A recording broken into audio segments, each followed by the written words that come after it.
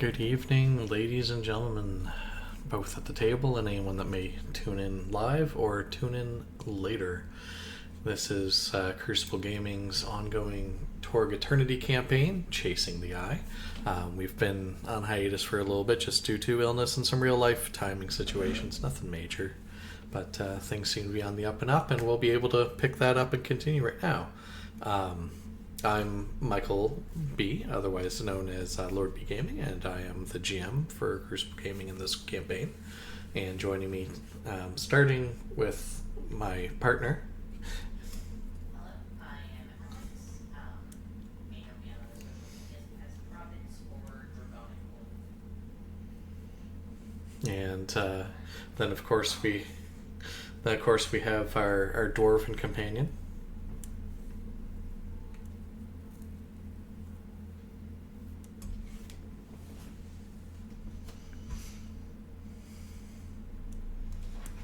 And totally not a ode and tribute to Brendan Fraser and the Mummy, we have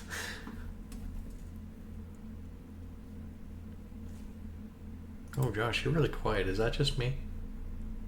Can you hear?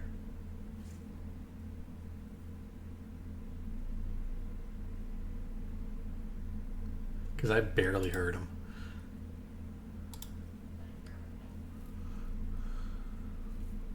Yeah. Yeah, I'm not hearing anything. I've got it at like 200%. Well, we'll finish our intro here, and then we'll come back to Josh while he tries to get that there. And last but not least,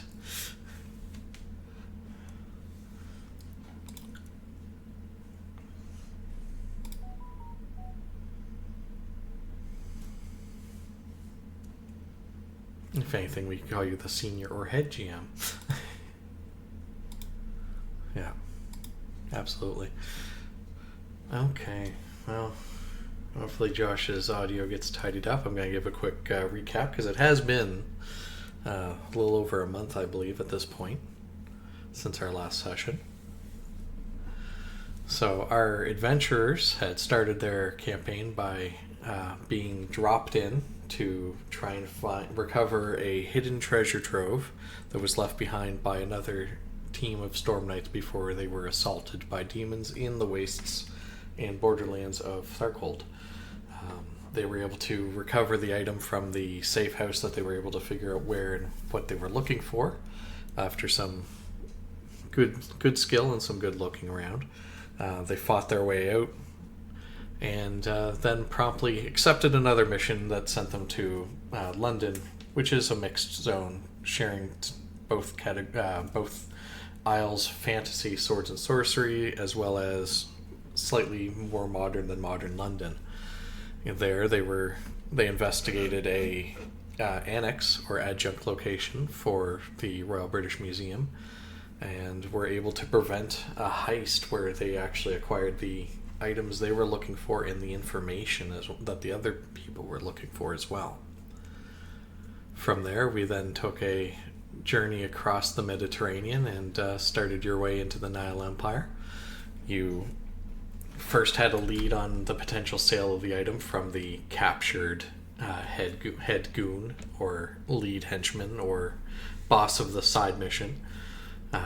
Found your way through an underground fighting ring into a soiree at an evil, totally Boris Karloff over the top pulp vampire Dark Lord, who was making a deal in the basement. The person that he was making the deal with left. You guys performed shenanigans, grabbed your stuff and ran.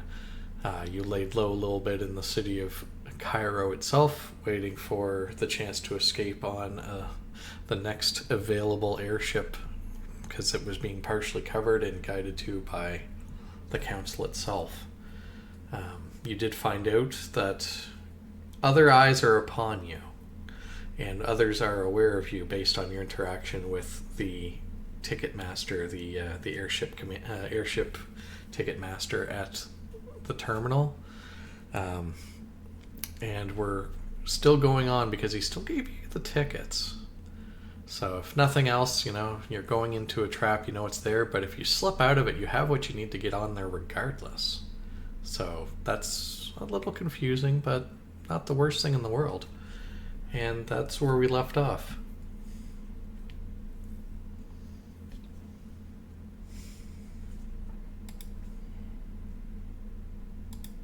You're still pretty low. I can make you minorly better, but I actually heard him slightly that time at yeah. 200%.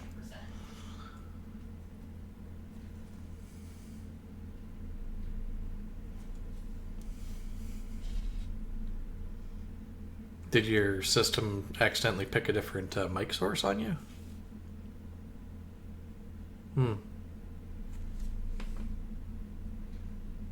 Yeah, you're getting better.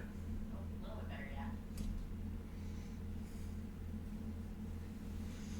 bit better, yeah. Oh, there we go. A little echo, but we definitely heard you clearly that time.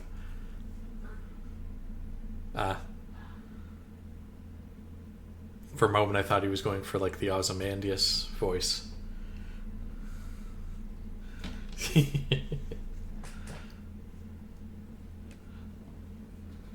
I understand because my one of my plugs on my computer doesn't seem to be working anymore, so my headset's plugged into my microphone. So I do have a slight of that on my own, but only on my own, thankfully. And it's only for me.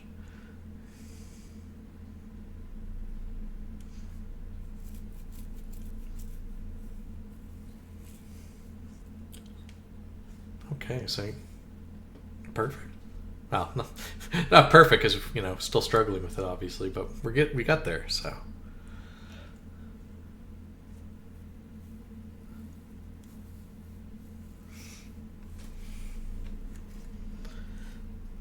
all right. So are you guys ready to get down and dirty? Because it was pretty sure there was a conflict coming up shortly here.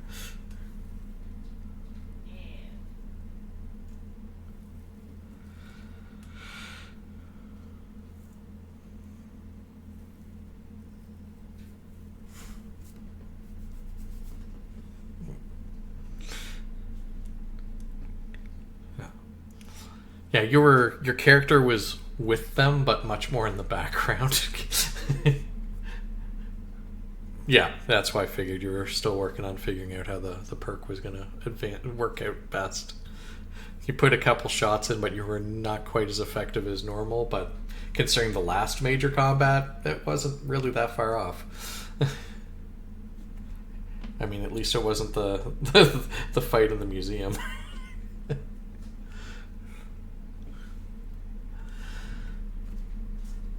Okay. Yeah, absolutely.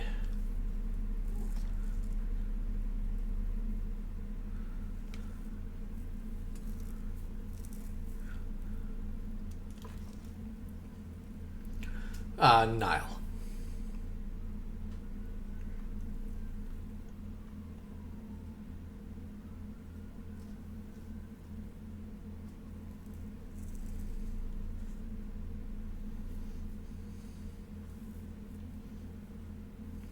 Four.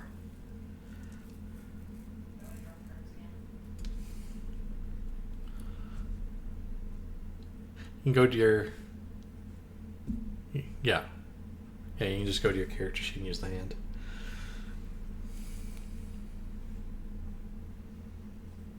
And 4.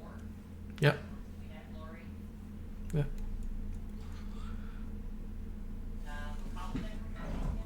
Nile Empire? Yep. You can keep it if you want, or can discard it and get a new one. Since it was supposed to be discarded technically, but since we didn't keep full hands.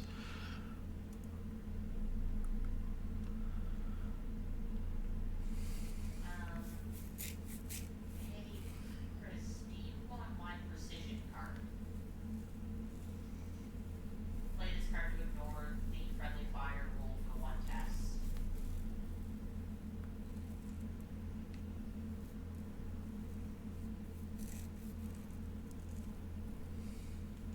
I'm gonna pass that to Coach.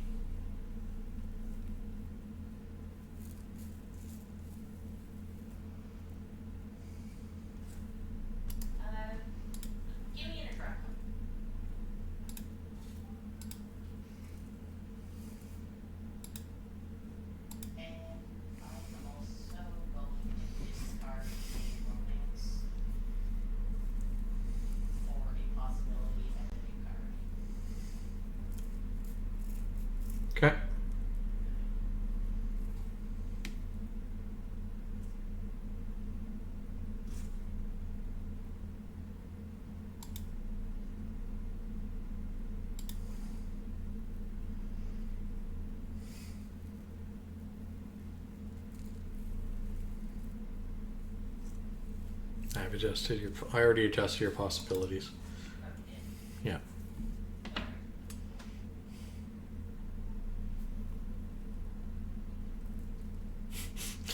Right now, all I've got is bookkeeping at the moment, so. Fair enough.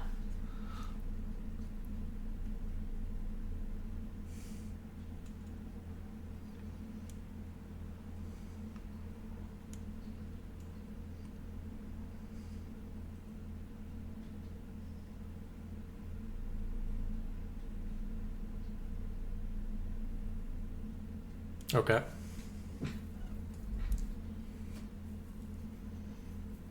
Okay.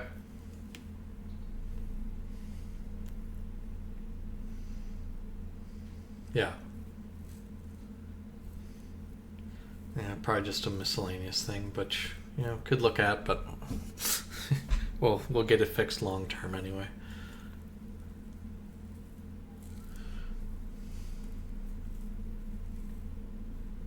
All right, you guys got all your pre-games, starter games? Okay.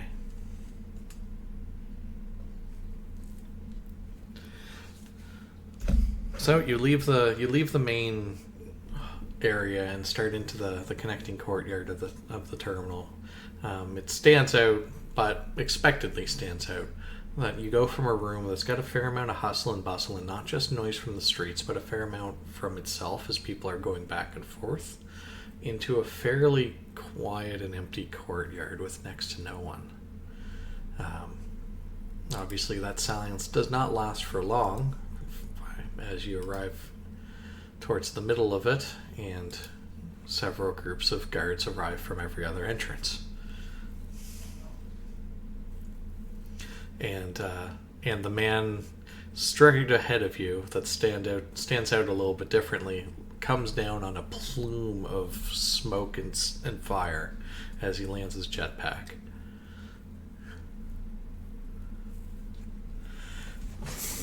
Halt, criminals! Halt, criminals! And then, yeah, because Jess was trying to say something.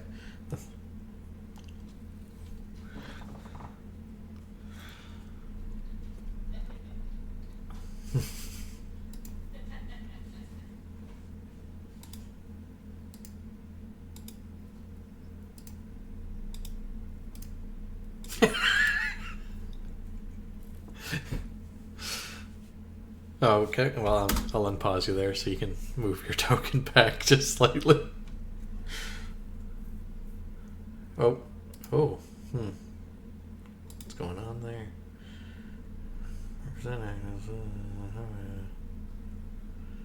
Yeah. Here, I'll just...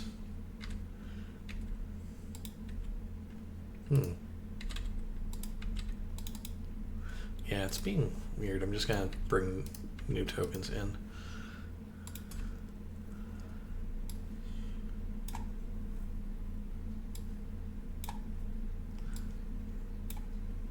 Those working better for people?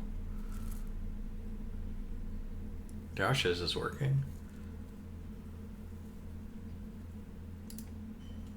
I see yours not working.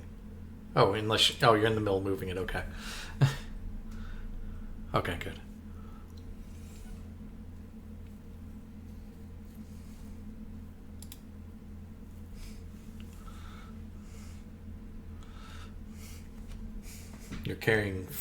You're carrying prohibited goods that are the property of Pharaoh Lord Mobius. You will turn them over and be searched before you're permitted to leave the premises. It's all right. You subhumans rarely understand what's truly going on with the better races.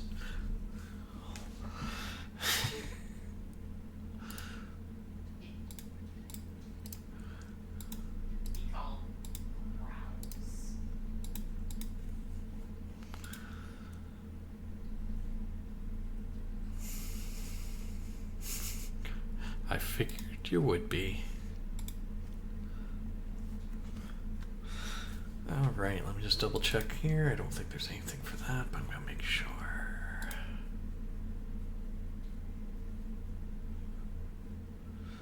Okay, so I've got the initiative tracker going. Villains will be going first. As this is a standard scene, unfortunately, they begin with up. And heroes go second. Defend. Oh. Yeah. Defend and maneuver the approved actions. Furthermore, as this is unmasked, any character wearing a mask loses it if hit with a good result or better on an attack or interaction this round. Now, the one person that might take advantage of it doesn't seem to.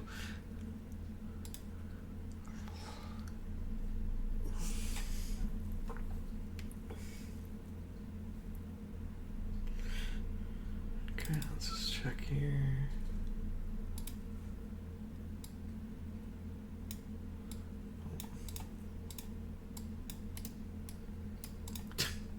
I'm having trouble controlling my guy. Give me a moment here.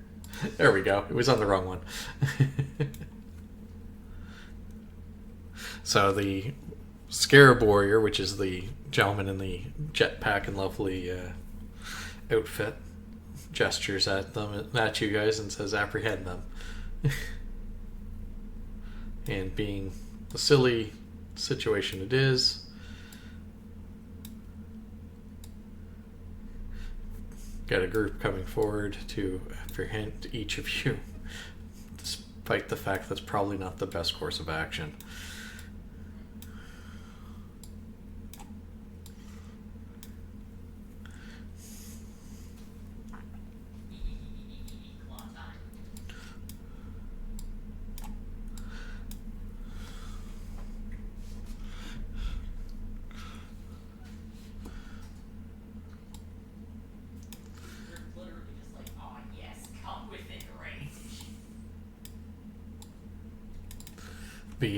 The groups on the sides go in for specifically the non-humans to put hands upon you and to take you into custody. The other groups in the back just more like move to close things off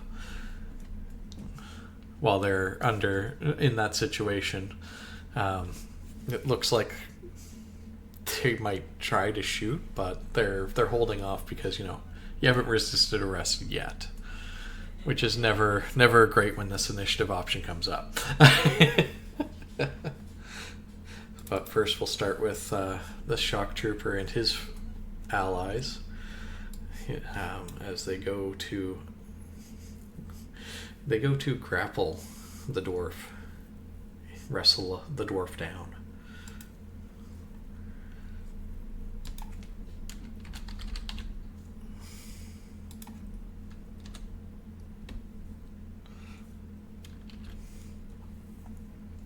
Well, it is a contested check. Just getting my group check together. I know. Oh yeah, it's a straight strength. I was starting to grab the wrong thing. Yeah. But as I said, they are working in a group, and they do have up. So they have a good chance of getting you. Yeah.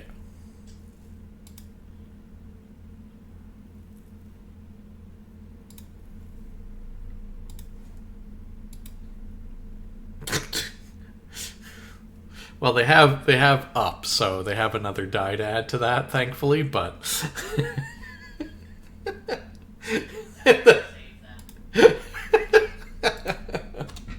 well, it's not an auto fail in that situation, but it is only a plus one from the die, so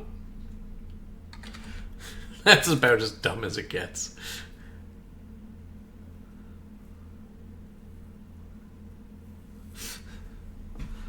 Okay, so you had a 13 versus their group of 12 because of that terrible roll. So they lay hands on you, they crowd over you, and basically you just stand up and shove them off. Yeah. And we're going to see the same on the other side, potentially the exact same. Ideally not, but So Nightcall gets their strength. Yeah. And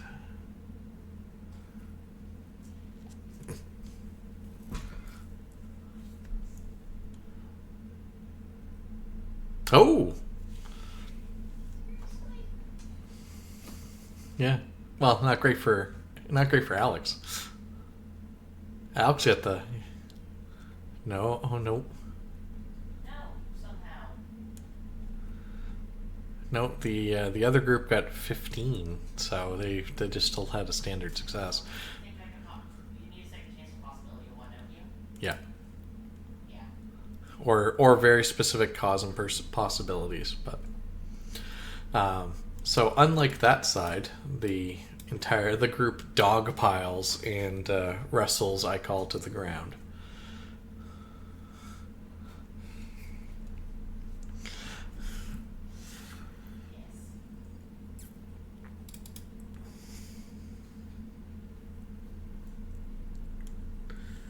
Yes. Let's Yep. see what that is.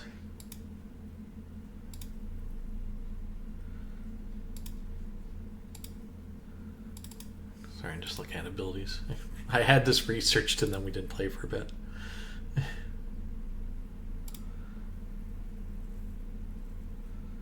Okay, and unlike the words that he used, the Scarab Warrior, with a burst from his jetpack, flies forward to attack Arthur directly, using flexing out his arms so that his wing claws will strike towards you.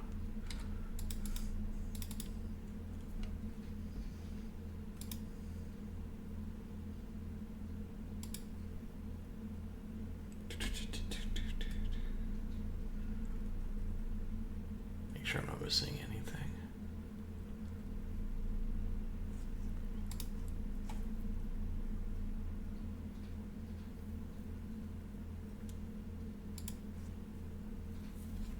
That's before the bonus dice.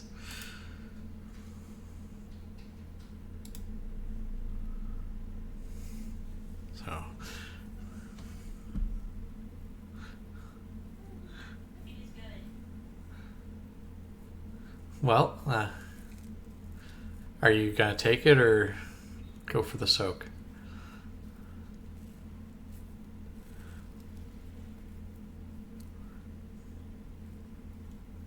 Okay.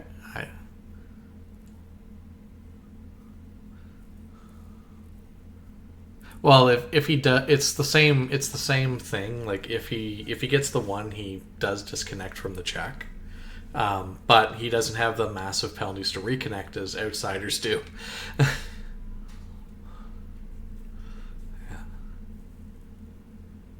Can you click soak damage on my game master roll there?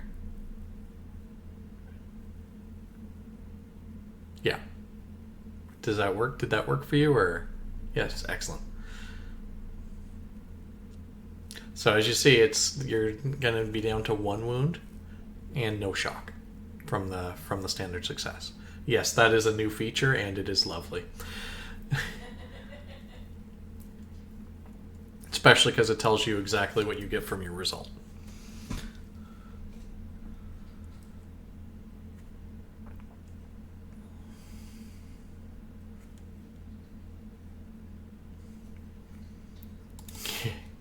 Right?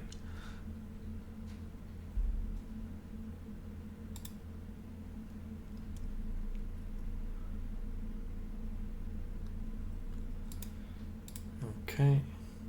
And the elite troopers, the ones with the masks in the back, well, the front, because that's the way you need to go in the end, they all take their action aiming, one at each of you, Oh, don't like that.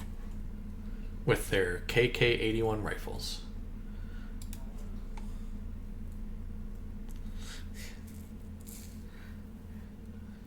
And with that, it is your go. Well, I have get people in their stage where I position. have to do anything, right? Yes. Mind if I roll first and try to escape that? Okay, so that's another opposed strength test. Yep. Okay. Any penalties on this, or? Nope. Why? Well, you never know. I mean, there's a bunch of them, but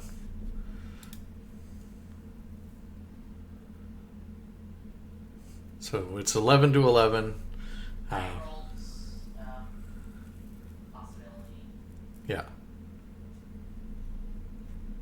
Yes, that's why your die total is 14, not lower. Yeah. But they're in this case they're defending and they're winning. So they maintain you in place, so you have no action. But they have none either because they have you in place. I still get to play a card, right? Yes. You still get to put a card into your pool. Yours is comfortable now. Okay.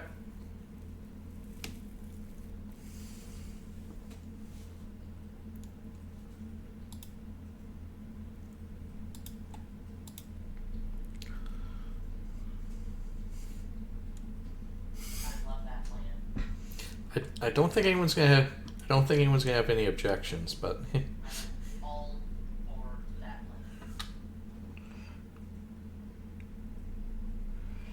plan. well, if you pick your target. Yeah, remember you can right-click on them and use the bottom right thing for the target, or you can just hit T when you have them selected.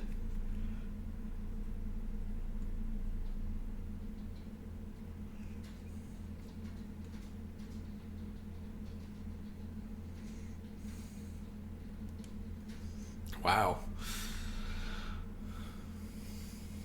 Not at a 1. That's the issue I ran into too. Yeah.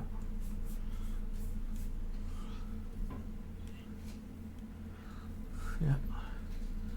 Fortunately, your claws are, a little bit below the tech level for the Nile Empire, so you don't have that disconnect chance.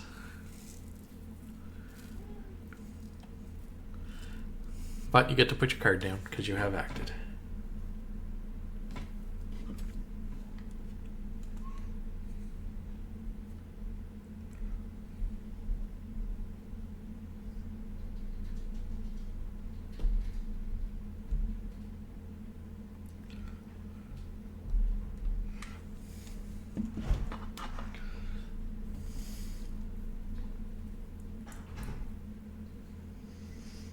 I agree.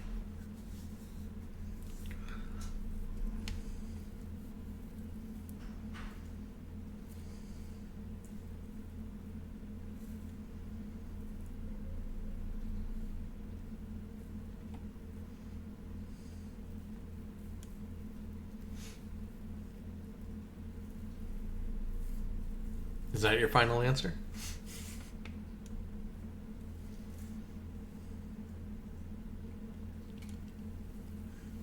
Yep.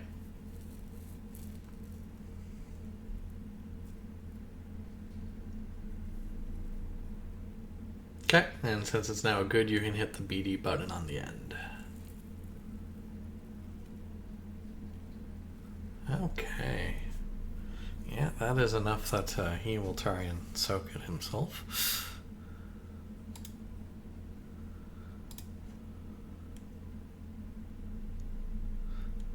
Oh.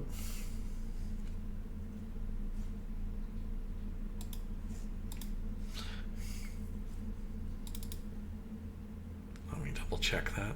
Okay, yeah, he succeeds on that too. Okay. Reduce his count. So similar to yourself, he shifts reality to one where your wither spell does not manage to take hold of his spirit. You may put down a card.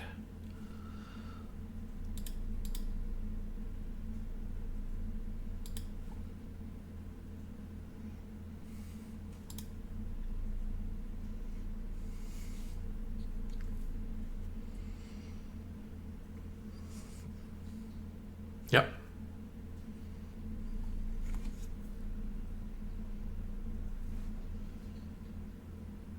Okay.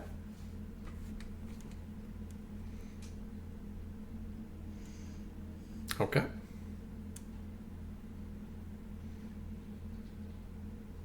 Yeah.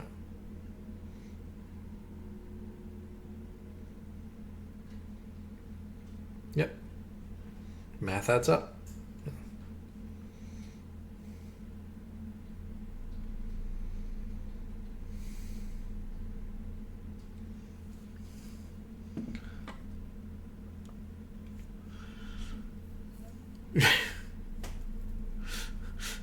I mean, it's a 3, so it is possibility-able as well. Wow, but wow.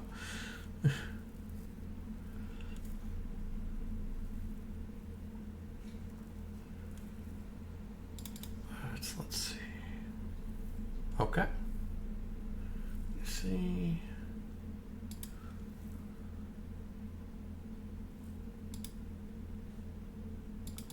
And that wipes the 4 of them out, actually, because they don't have the possibilities.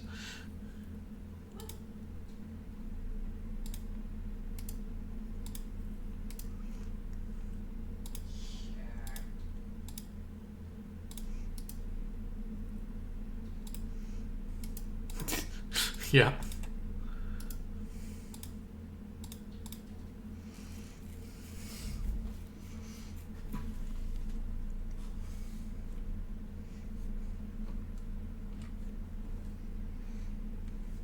Ooh. Ooh. Okay. Yeah. Yep. Okay. All right. So time for our next round. We have Watch the Road. Any test of land vehicles is favored this round, but any vehicle must succeed a challenging test or suffer collision damage. Just bounce off the rails. Villains still go first. Heroes have a surge. Maneuver and trick are the approved action. Now for your reality test, where you have to basically not roll that disconnect.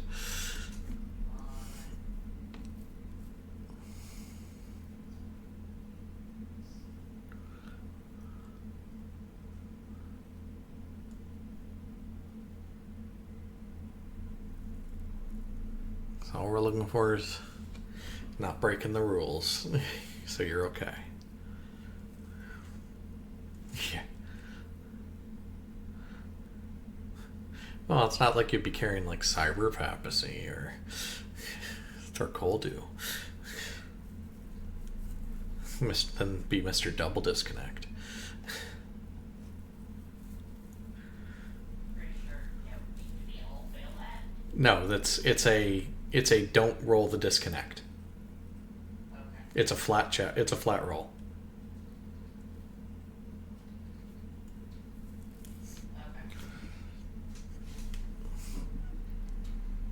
Okay. Yeah, it's roll the die and don't get a result on the die. The base that would give you a disconnect.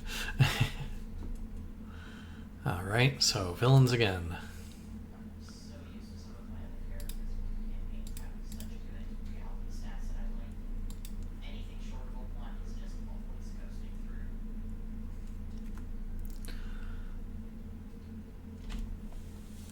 through. A lot of talk sometimes overwhelms it, unfortunately. Yeah, I don't know what it is. It's the probably the speed and cadence of it sometimes. Derek can talk too fast. Well, we'll start with the Scarab's target, Mr. Josh.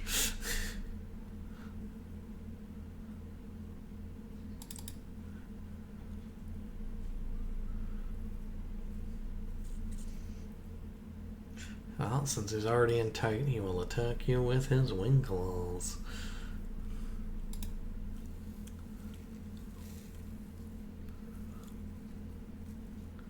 He will go for a vital shot, but no, he won't. He won't. It's not that type of weapon. It doesn't give him any benefit.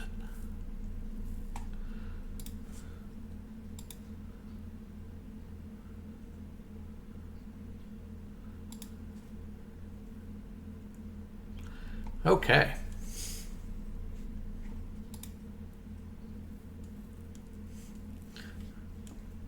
Play your card. Thank you, I don't want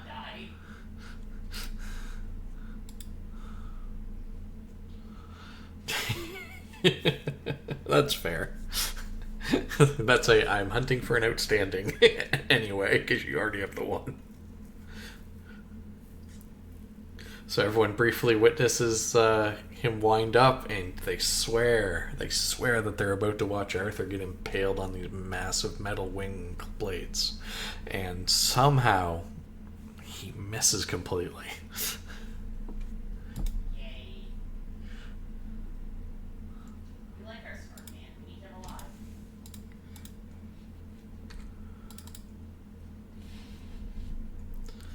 They will. Shock troopers wrestling with the dinosaur will just pummel while they have him pinned down. No.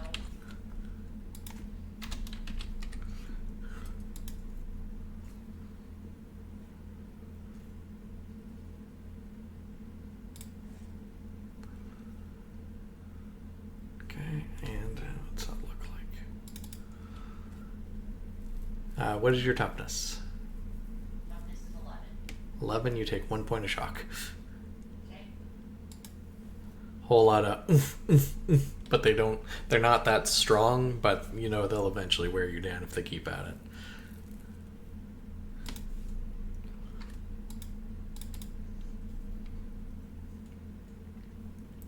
This group, on the other hand, someone tried to drive their blade into the intestines of their leader, so they will swing their Kropesh as a group. Kropesh is at the dwarf.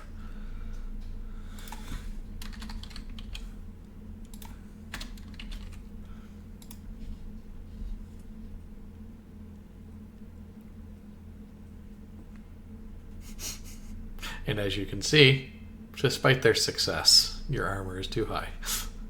You have exactly 1 toughness too high for them to do any damage with their base roll. So they do hit you, but it all bounces all off your dragon armor. It cuts the cloak you've been wearing over to be a bit more blending in to shreds, but it just bounces off the metal underneath.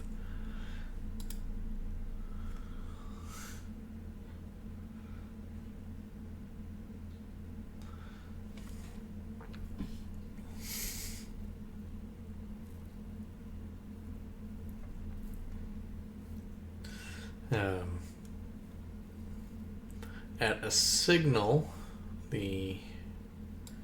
one of the squads goes just to cover the door back to cover the door completely, because that's a giant melee.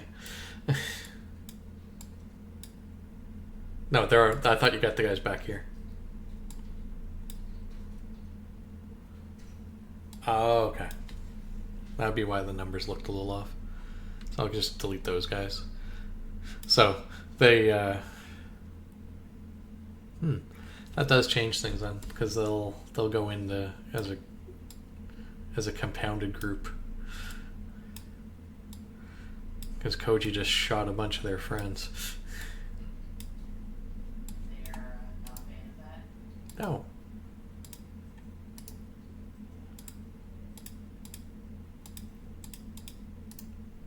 That one's still in the combat sheet. What am I doing?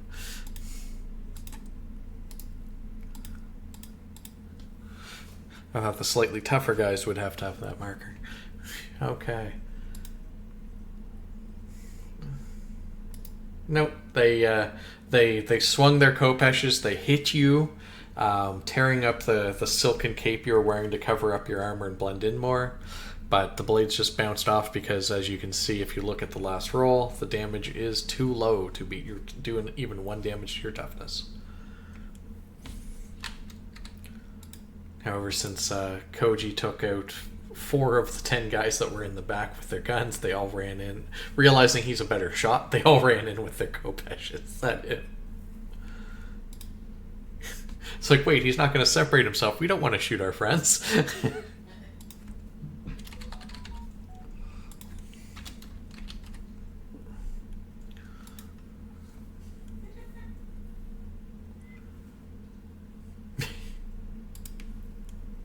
And apparently, as they're all trying to lay in with their kopeshes, Koji's dodging and moving just enough, and one of them just barely clips him with the pommel, so he takes that 1 point of shock.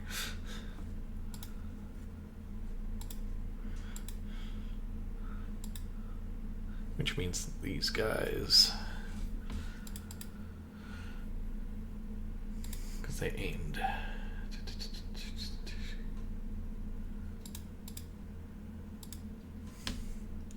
Okay, I'll resolve him on Koji first.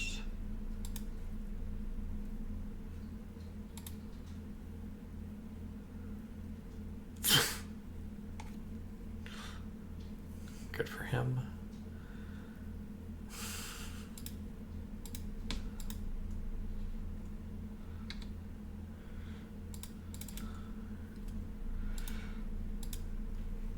Him on the buried dragon.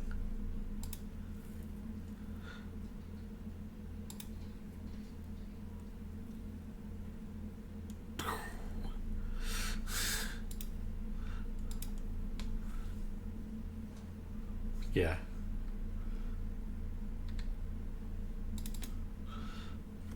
Yeah.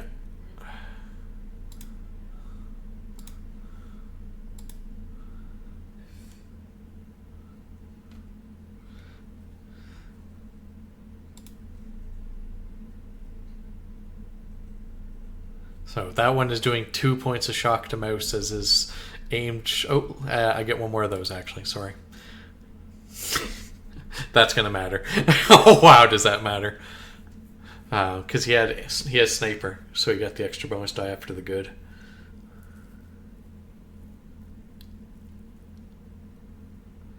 You're currently taking 2 wounds and 4 shock from a well-placed bullet.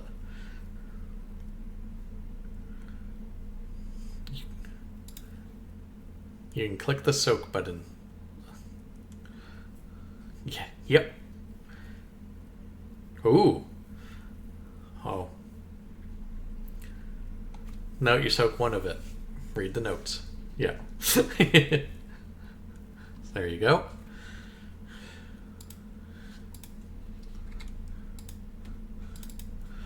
And now the shot on Arthur.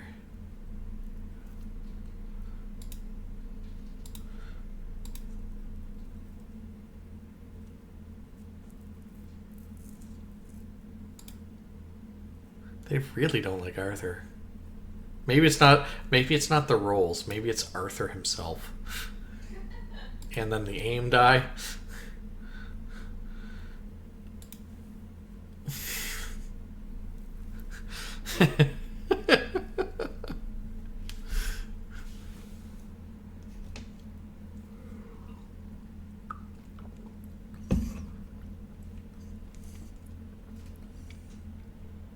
Oh! You will still want to possibility that. Because you still have a wound, so that will still defeat you. Yep. Yep. Because as you can see, it changes the result.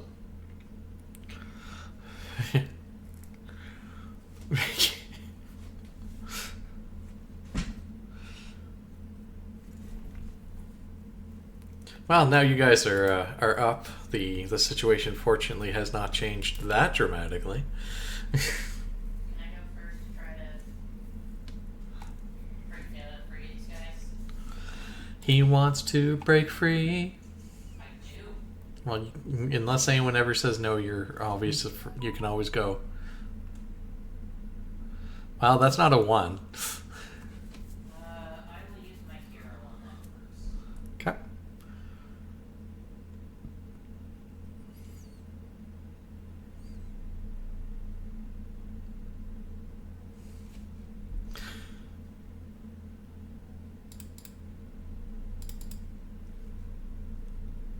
That brings it up to a standard success. I don't know if that's good enough.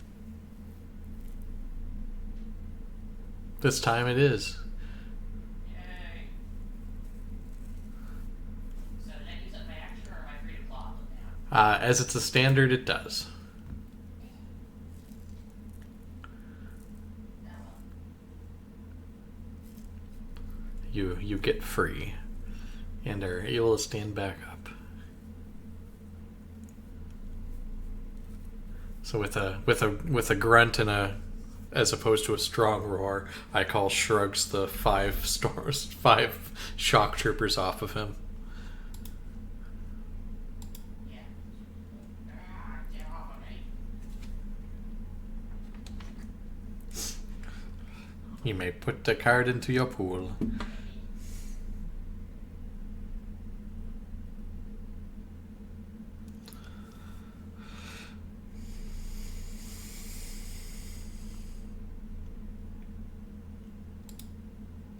Yeah, that's fair.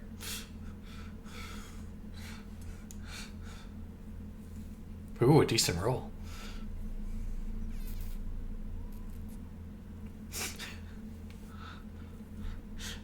Yeah. Yeah, because... well, is that your final answer for damage?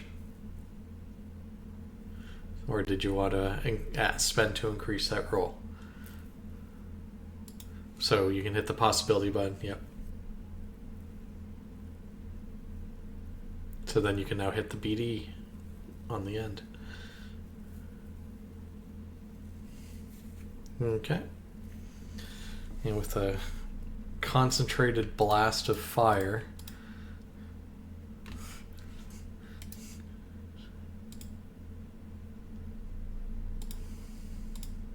no, it can be played anytime. You can. You absolutely can.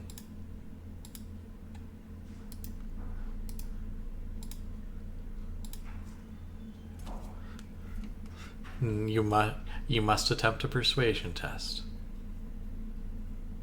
And I would probably recommend one of the guys towards the back, like the one whose bullet pinged off you after your reality check.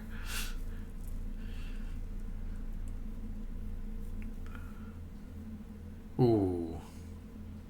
Yeah, you were looking for a 20.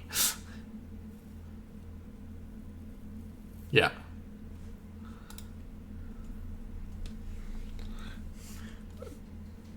Oh, absolutely. Okay. And now you may play a card into your pool.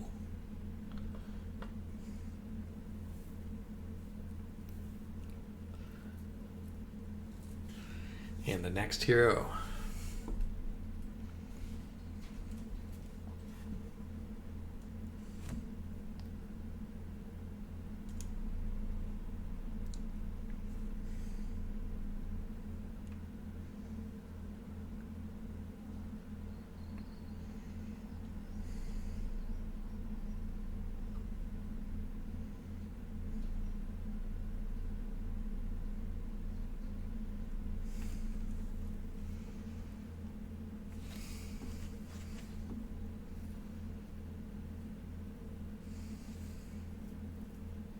Okay. Yep. Feel free to put a card into your pool.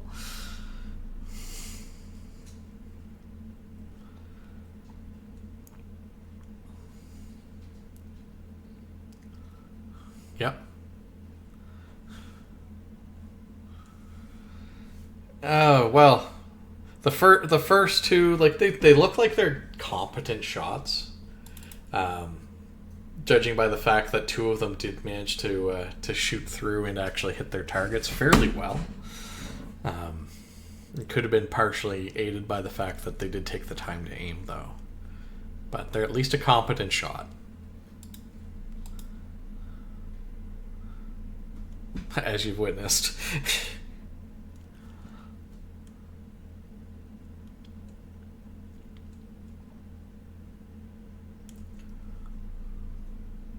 Yep.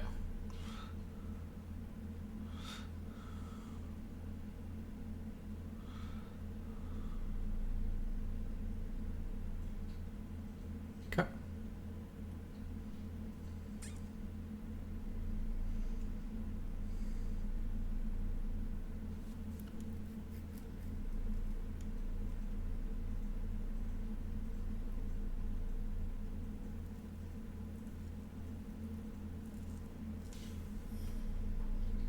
Yeah.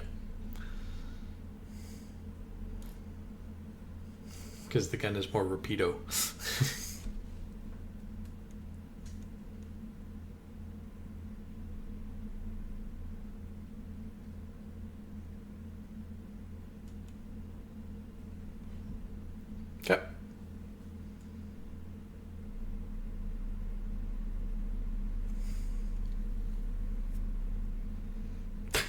That's exactly what they weren't hoping for.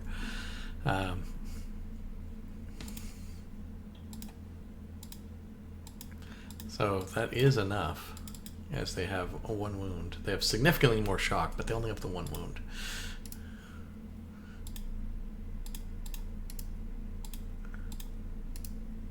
As dim, the guns clatter to the ground alongside their immobile bodies.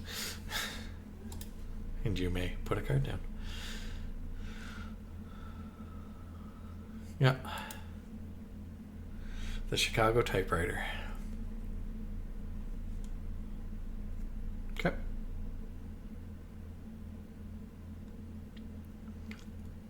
And our next initiative card.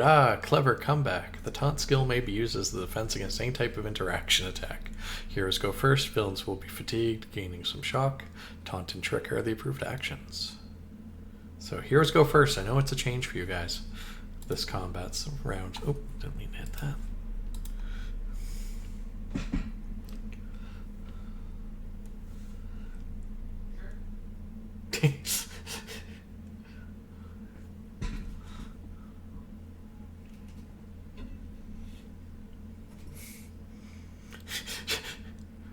It's like trying to. There's been like 2 realities where he has already.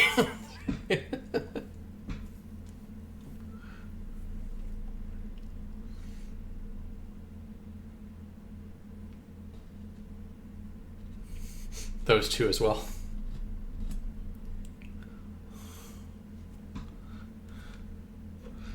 Well, he'd have to give up his lovely, lovely cards.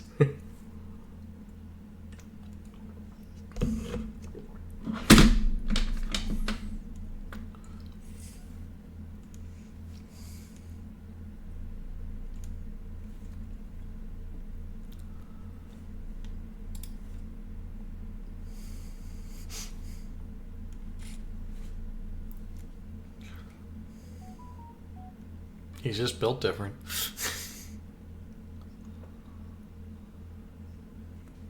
Yeah.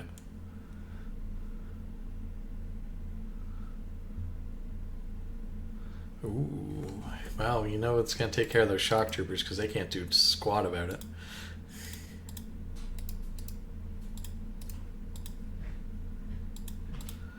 Let's see. That is concerning.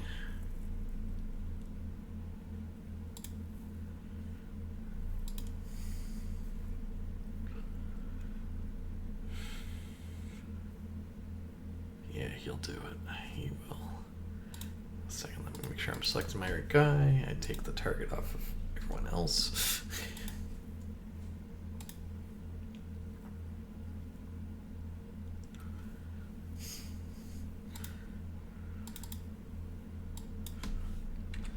He finds the reality that while his allies get shot, he does not.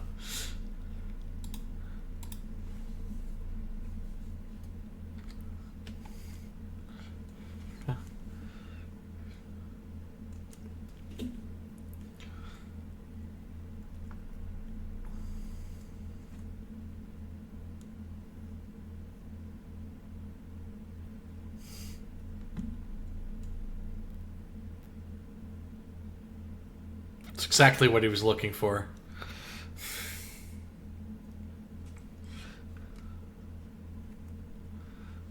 Okay. Yep. Make your flat reality check.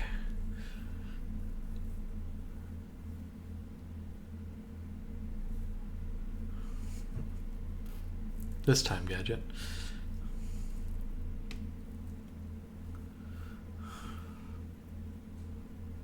You hope. Okay, you can put a card down.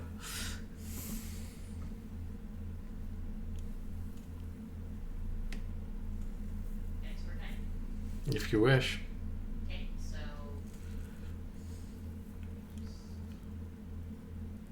I assume the officer would have higher defense than the shock trooper. Correct.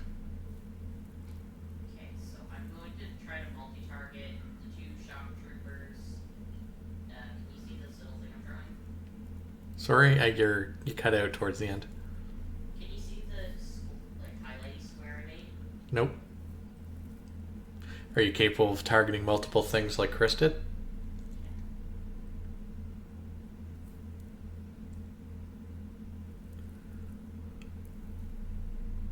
Whoa. And there you go.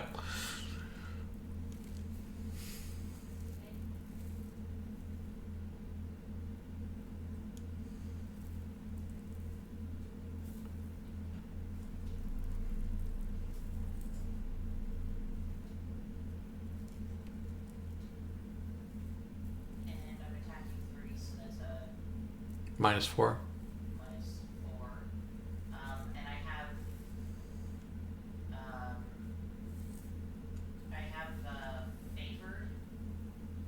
So that's roll twice. Well, you just hit favored on the roll thing. Like what on the actual roll? Yeah, when it brings up the window for your attack, you just hit favored. There's a button. There's a thing for it.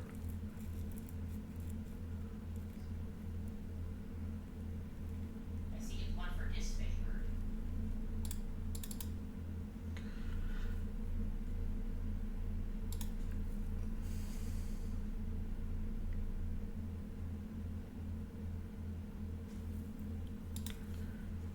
So if you go over to your unarmed combat instead of the actual thing, does that? That should have it. It doesn't. Weird.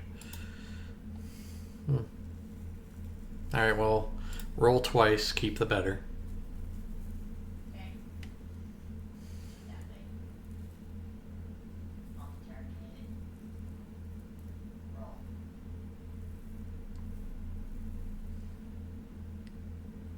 I'll target it. Roll. Okay. Okay, so the mid success is better. So roll your bonus die. Not that it matters, but it's always nice to see exactly how much you know. Oh, just short. Well, that does deal with those 3. Bye-bye. Thank God. So you may put a card down, and that leaves us with Arthur.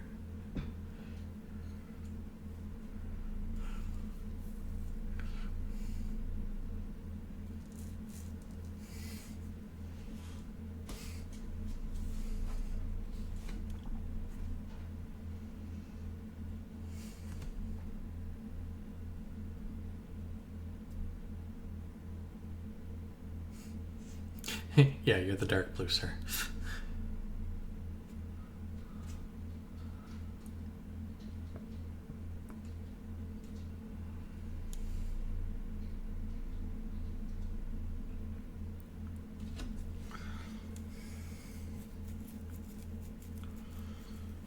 Okay. Okay. Yeah. Yeah, as soon as when you're done acting, you always can card into pull.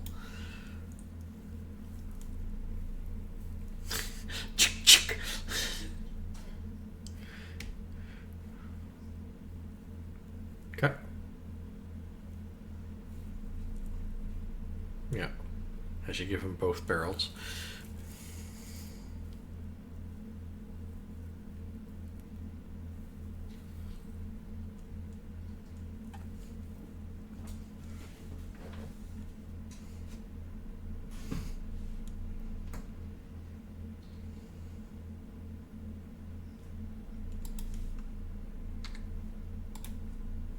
Okay.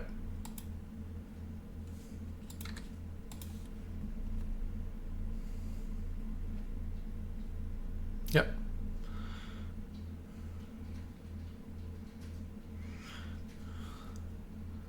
Ooh. I mean, the shotgun's deeper than you've ever been in any of your bags before.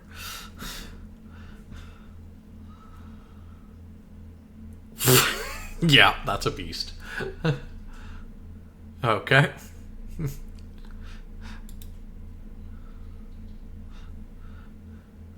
All right, so that's you.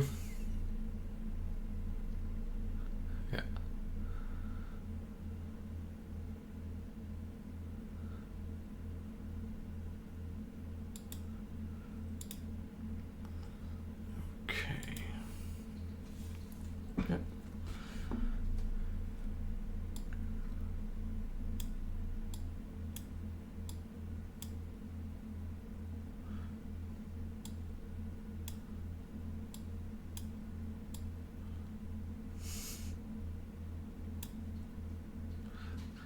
That's.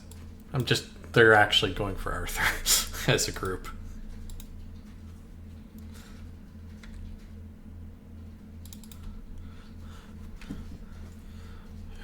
You really are. Should make the next part hilarious. Inappropriate.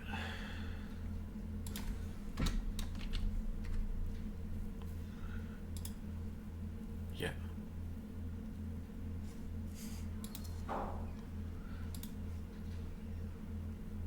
Of course, it's Arthur that they managed to hit well with their swords.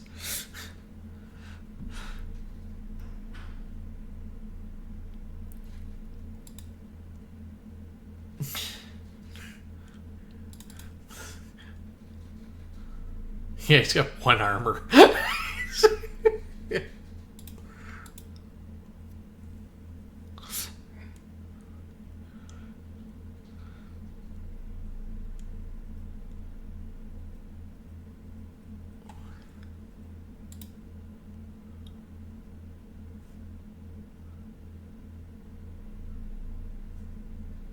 Yep.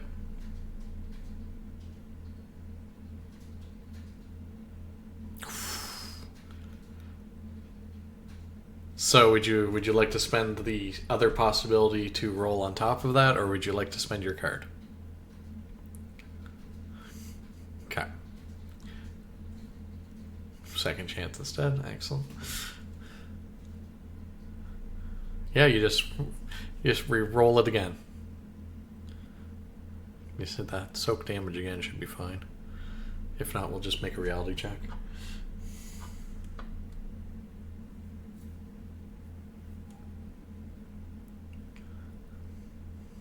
Just like that. Okay. And in dramatic fashion, the Scarab Warrior, seeing his guards behind him gone, having dodged several bullets and a couple attacks, watching how you guys have destroyed the majority of the people that he brought with him for the ambush, ignites his jetpack and disengages. This is not the last you've seen of us. As he flies off, leaving the other guys on their own.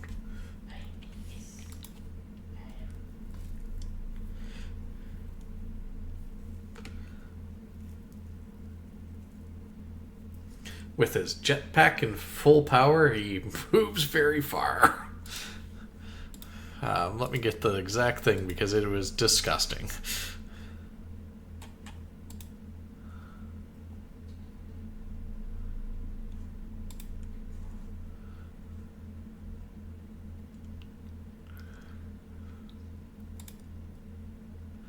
$160 rounds. 160 meters. Well, that's our next initiative card. Exactly. Heroes go first. Filter fatigued. By the gods, faith may be used as defense against all interaction attacks this round. Trick is approved.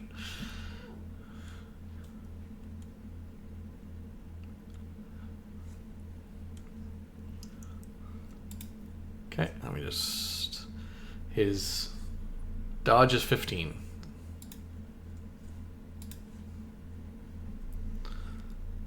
And while he's at 160.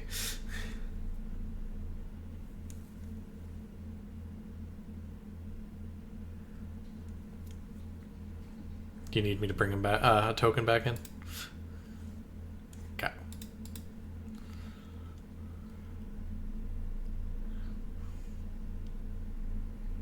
Yeah.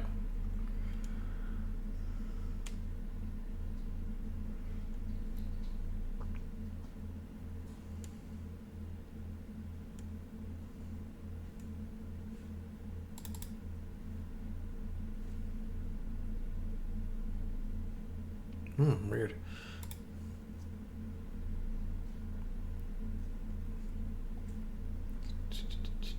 Yeah, that is weird.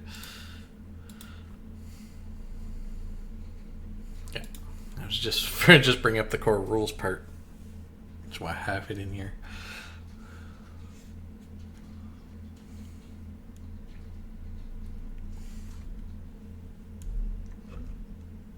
Yeah.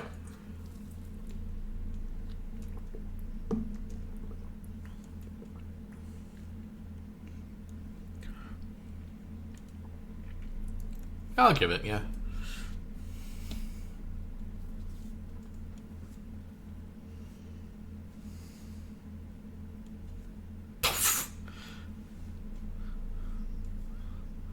Yeah. Yeah. It's still a success. But, let's see. Does it have the snap for that?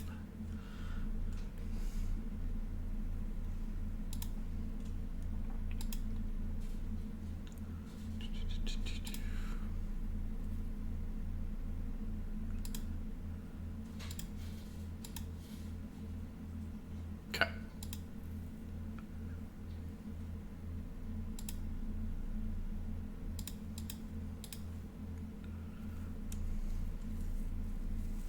Yeah, because that was still 14 versus 12.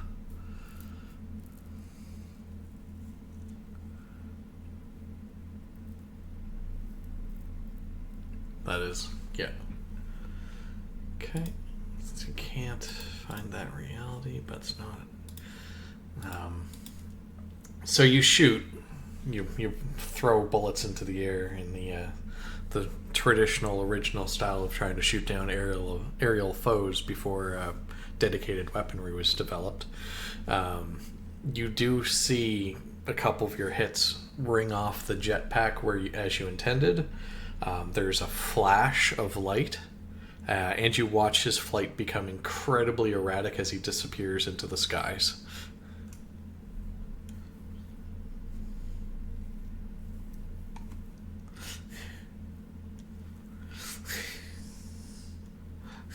The good news for him is he is in the Nile Empire. The bad news for him, for his boss, means that he will not be able to re-engage later on. And that's Chris's action, and a card can go down if there is any more. Yeah.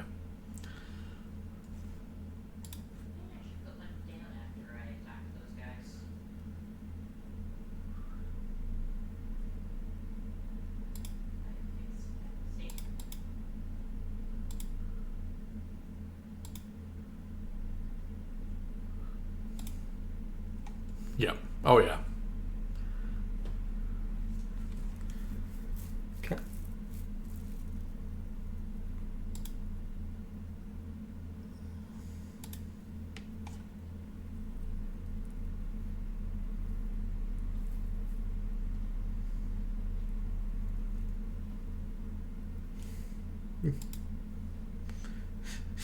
Sorry, what's plausible?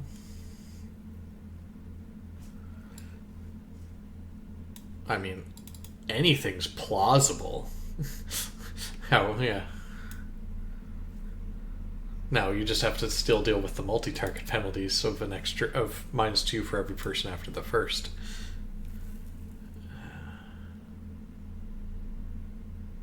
Oh, you guys should have one more card each because of law heroism.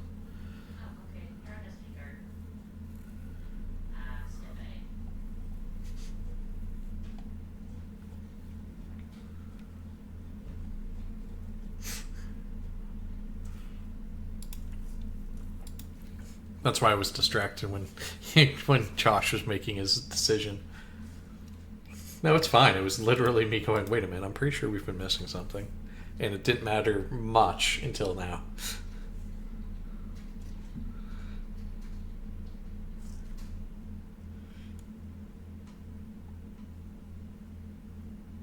Mm-hmm. Ooh, that's a nice improvement. Yep, correct. Well, that's them. I believe that leaves one target. Go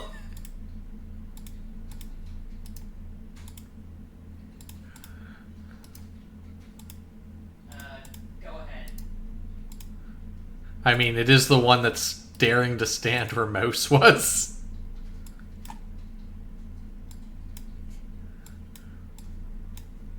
Yeah.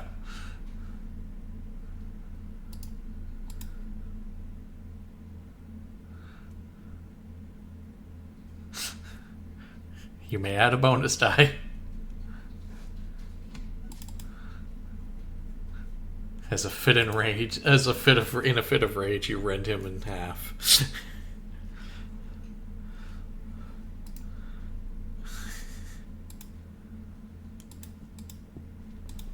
Get you next time, Kijit. Next time.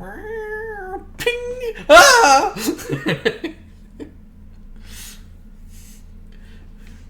All right. All that's left is the cleanup.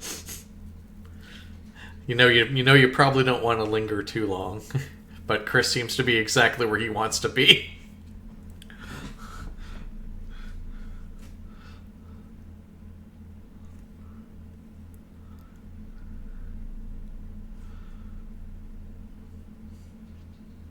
It's after the scene change, which combat tends to be the conclusion of the scene anyway. So at the end of combat, you pick up your cards, you refresh your pool. Any of your existing cards, you do have the option of swapping one for another card instead. Yeah.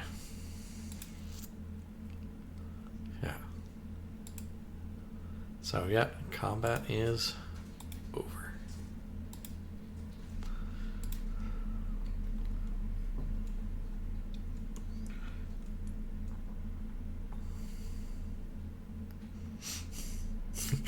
Ignore the thing that most people didn't see because of the hot and hairy situation.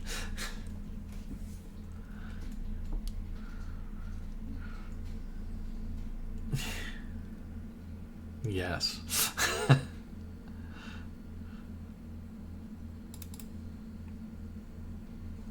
Okay, so what's everyone's next steps and your short breather time as you get to shrug off any shock you have as well? And restock your hand. No, the scene ends at the end of the combat. Okay.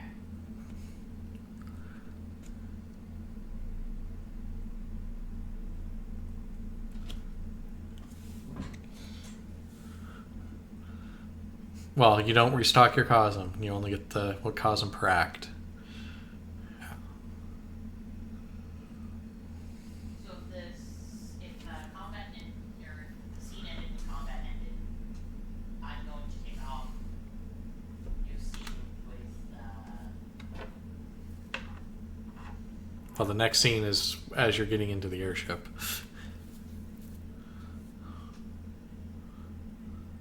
What is the card?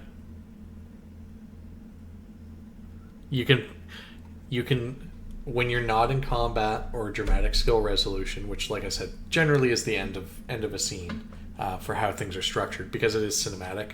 But whenever you're not in one of those two situations, you can play a card at any time.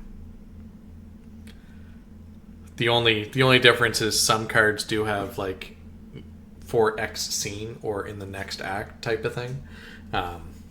That's when it matters. But other than that, you can play whenever. Well, use one normal card to get a Cosm card. Because your other hand size stays reduced. Yeah.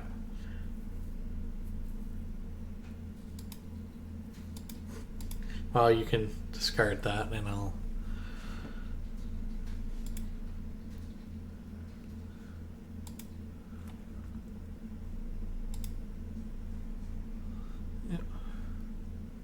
Now return all those anyway. Destiny.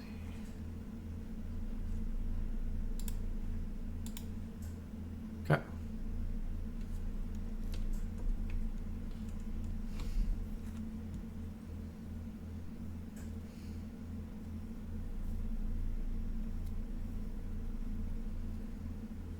You know Maelstrom has its own reward, right?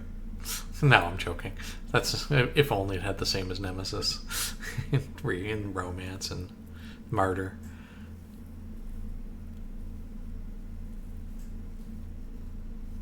Yeah, that's a shame. They used Reality Surge quite effectively on Monday.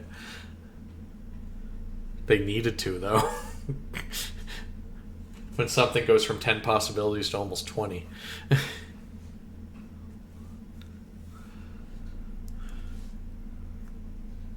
Yeah, it was the final encounter. Like, they got to that point just before the end of the game, the 2 weeks before, and it was like, listen, guys, this is easily an entire night on its own. We can try and push on if you guys think you can rush it, but understand the scene itself is a game session. And then they saw why. Yes, we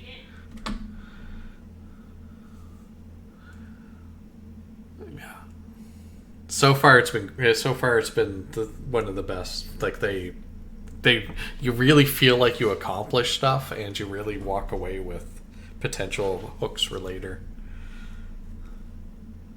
Not that the other ones are bad, just it's very much a here's a cliffhanger movie. They only gave us one movie, so we're gonna make A New Hope. Yeah. Yeah. But that one very much is and this is done. Like, the heroes can continue on, but unless you're really sticking in the Living Lands campaign or returning there, the extra stuff doesn't matter.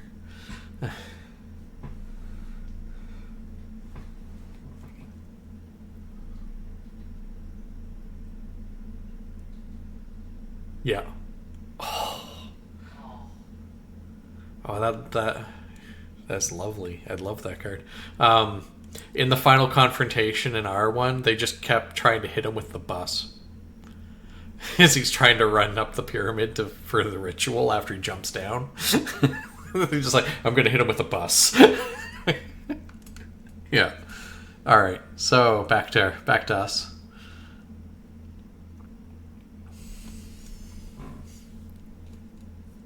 Okay. I will take you over to there in just a moment. Let me just double check what I have that set for that. We won't go there yet. We'll just switch back to the Nile map for the moment. With the start menu, that will put a dose of direction better because it lasts for a scene. Okay. So, if I manage to do damage with it on my claws, targets stymied. If they're already affected, they become very stymied. Yep. Yep. No, just faith checks. If it requires more than that, it will say it right in the spells write up. But almost every single one is just like, you just have to succeed at the check.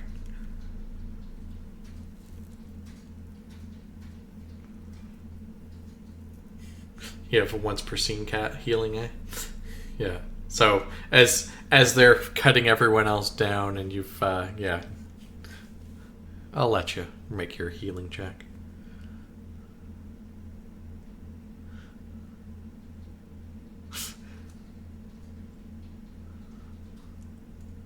Yeah. I mean, the alternative is first aid was viable in this stretch, but because he blew his load. But yeah.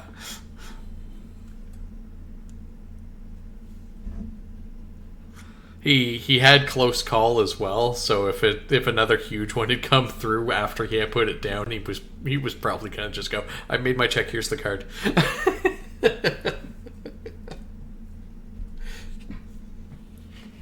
Alright, so Ragged, breathing a little heavier than normal, our ragtag group of heroes extricates themselves from the courtyard and finds themselves standing on a tarmac with a beautiful example of a luxury airship, Zeppelin, with its engines heating up. It's clearly about to take off soon, and as if nothing happened in the room behind you, there's the conductor type person waiting at the stairs for ticket checks.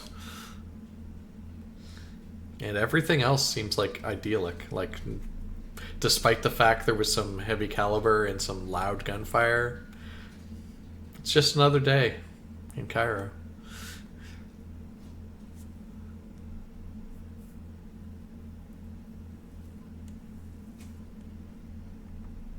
Yeah, he fixes his glasses. We've got he's very much a Robin Williams as Teddy Roosevelt looking kind of carrot guy.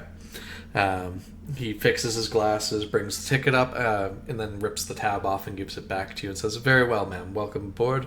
Welcome aboard the Royal Desert Wind. Please enjoy your stay. You'll find the luxury cabins to your left after you've climbed 2 flights of stairs. I believe you and your party are set for room 4. My pleasure."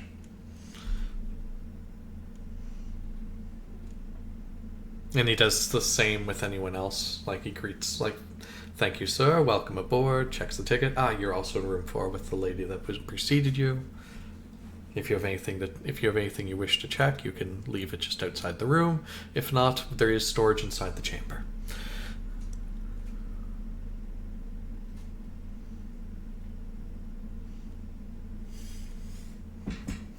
I assume everyone just boards up and heads to room 4.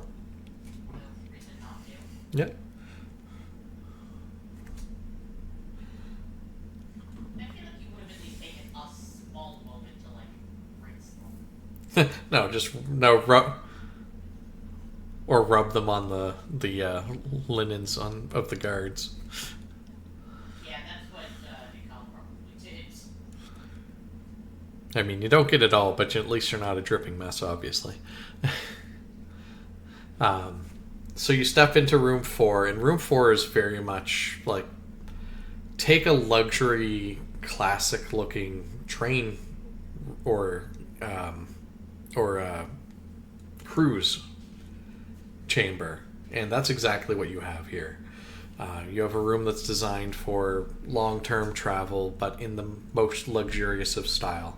There's 2 leather benches, large enough to fit 3 people if they're comfortable with each other, on either side of a large oaken, polished, immaculate table.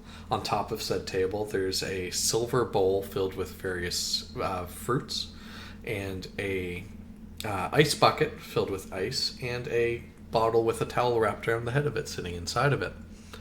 There's 2 side doors, one on either side, and with a quick peek in, they're just quite simple but nice looking cots.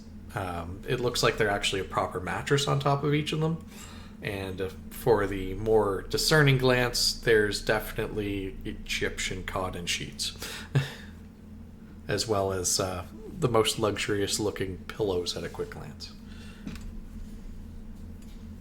So you said there's how many beds again? 4. Okay. One room has 2, the other room has 2. Call is going to take one. Go up to one and start like rearranging the blankets and pillows into a comfy nest.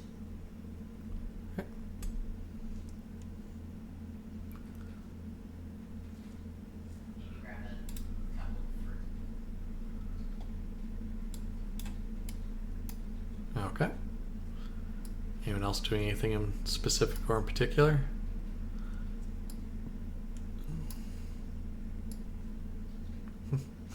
Okay, you can certainly make yourself evidence analysis or find check.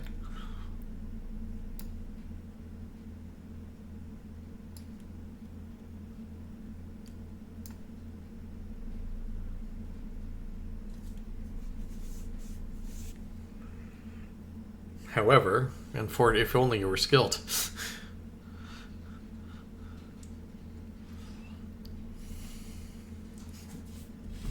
Yeah.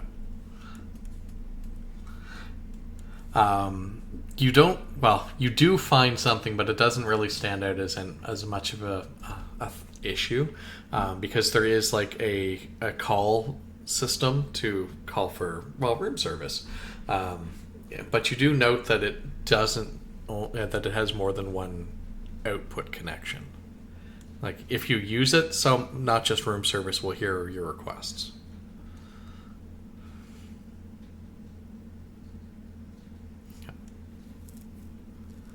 And just as a reminder, because it has been a while, the destination for the Royal Desert Winds is Riyadh. which is core Earth in obviously Saudi Arabia.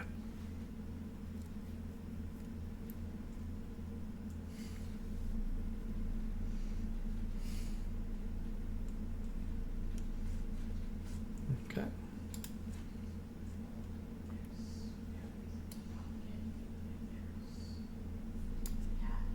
Hmm.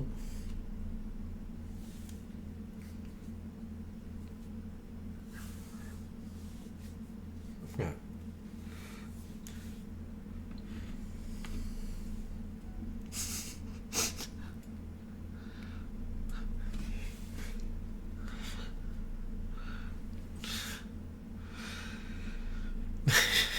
I appreciate that so much. Shortly after people get settled in, you do feel a slight herc as the Zeppelin clearly takes off, leaving its tethers and lifting up into the air as it goes from just floating in place to moving upwards and forwards. Very shortly after that, you can hear down the hall before you a couple times a series of just delivering the menu for lunch. Once they get to the room next to yours, they clearly went 1, 2, 3 in that 3 just delivering the lunch menu so people can make their choices. If you wish, you can just leave it hanging on the door, and then at your own door, hello.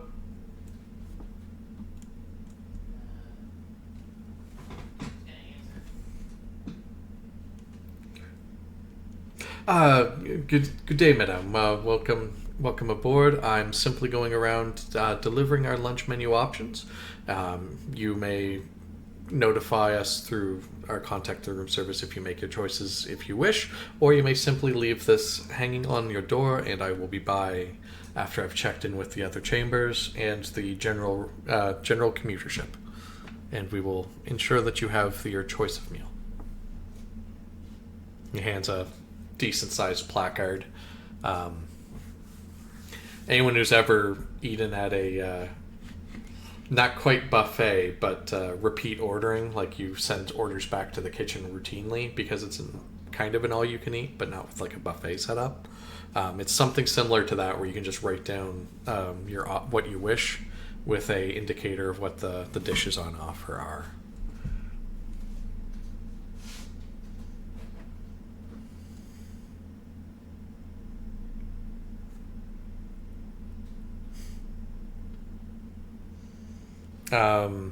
There is chicken cordon bleu served with seasonal veggies done in a light olive oil and a tapenade. There is filet mignon, but it's a very small cut with garlic mash. There is a salmon en croûte with roasted red potatoes.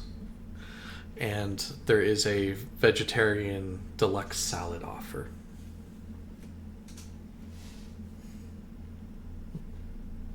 Carl's going to look it over and give a sort of sound and just looks at the others. What is this?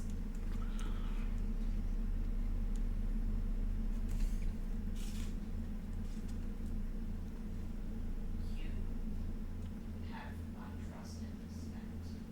I will go with this question.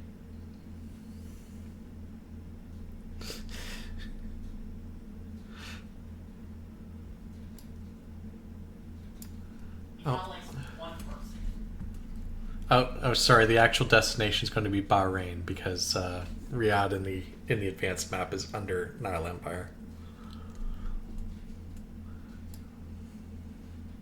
Oh yeah, well that's why it's like fellow Bailey fighter. There's also a small selection of like different wines and juices available for drink. Yeah. Don't need booze, just need meat. They do have a Pride of the Consortium Elven wine and Golden Dwarven mead as in their import section. Yeah. And there's also something called pain good. That's imported from Tharcold.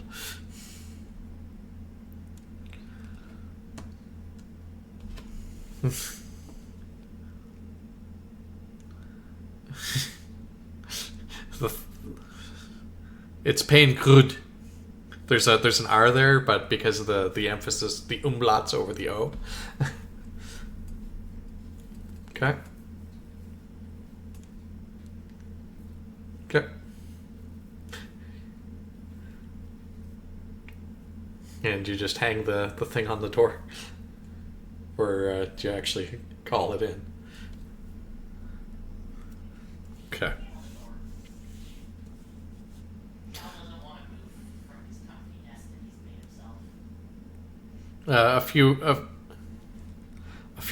A few moments later, because everyone's kind of still super on edge, you do hear the sound of someone patting on the plush carpet outside, and the placard being slipped off your door, and then they continue down the hall.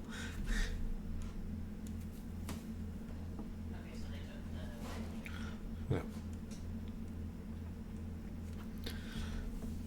Nothing eventful happens, and roughly an hour later, there's another knock at the entrance to the cabin.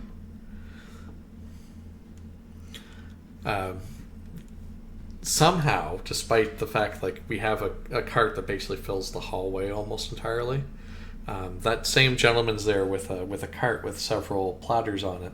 I have your meals ready for you here, as well as your beverages. If I could bring them in if you do not mind, or depends on how you view and cherish your privacy.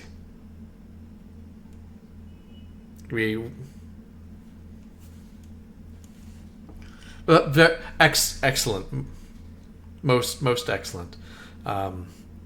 Let us know if you need any refreshers on the snack tray and fruit bowls that we do have in the room. I do notice that the Chardonnay hasn't been opened yet in the ice. I do recommend, if you are to drink it, to do so before it warms. And if you do not wish to have it, you may simply place it outside, and I will come by and pick it back up in short order.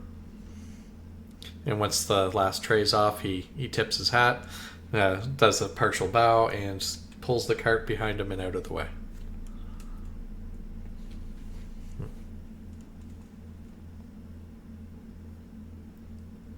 Yeah.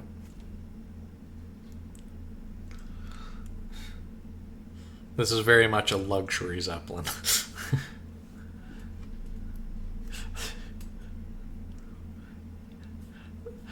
Depends on your tastes. If Chicken Cordon Bleu is to your taste, it is immaculate. It is amazing. This would definitely make it as a 5-star restaurant offering. It might not make it as a full Michelin star nowadays, but then again, it could. It's hard to tell. It is that good on a traveling vehicle. But you do get the feeling that the non-luxury passengers don't eat it quite as well. There's something about it that this is amazing. I bet the sous chefs take care of the meals for everyone else. These get the master chef's touches.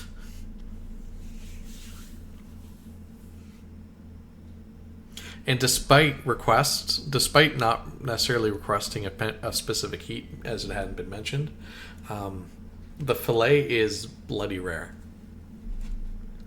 Oh, Cal is pleased. He happily nom nom eat.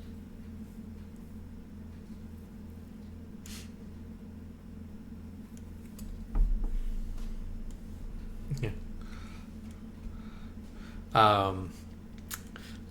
Yeah. Make a strength test. You knew it was coming.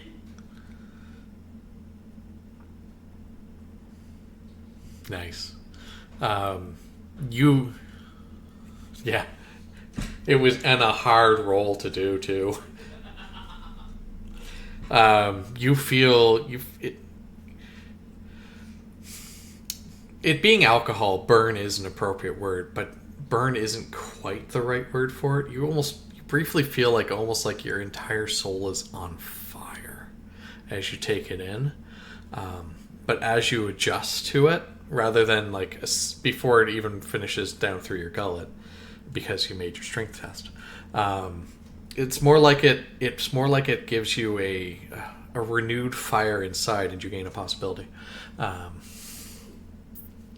Your nerves sing as if you've been pushed too briefly to the very limit of sensory, despite the fact this is a drink.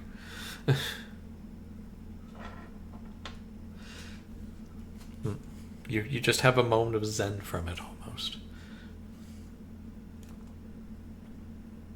As he says it, there's like, even though he's been eating salad, there's like a steam coming out of his mouth.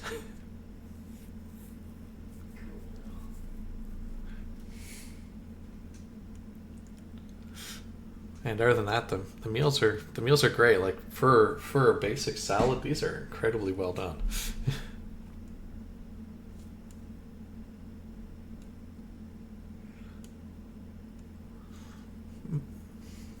Yeah.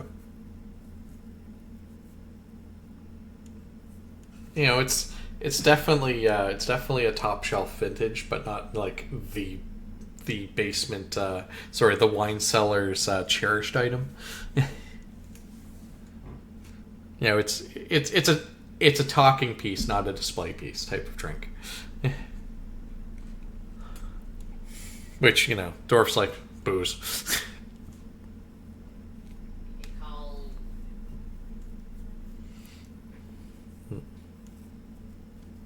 Well, you would know the difference between bad or cheap booze and good, just because like there's different notes. Like, not to put too fine a point on and make it too fancy schmancy, but like the burn is different. The aftertaste, like there's like a cheap beer lingers in your throat and it makes you still feel kind of like I need to drink another to get that out of my throat. Cheap wine tends to be vinegary and acidic, or oversweet but still acidic. Yeah. Yeah. Well, there's cheap marketable, and then there's like I made it in my toilet because it's all I can do in my cell. So there are still levels there too. I bought a box of wine with a duck on the label. As the classic joke goes. Yeah, so your journey for the most part is quite uneventful. Like it'll take a while because it's a Zeppelin. It's an airship, it's a Zeppelin, and it is traveling quite a distance. Exactly. Like they give you 3 meals a day. You have the option of just doing more of a continental style or an actual proper breakfast, as you would in a nice situation. Depends on how much you want. There's an observation deck. There's leisure decks, but they're mostly like playing shuffleboard or canasta. There are a couple tables where you can play different card games.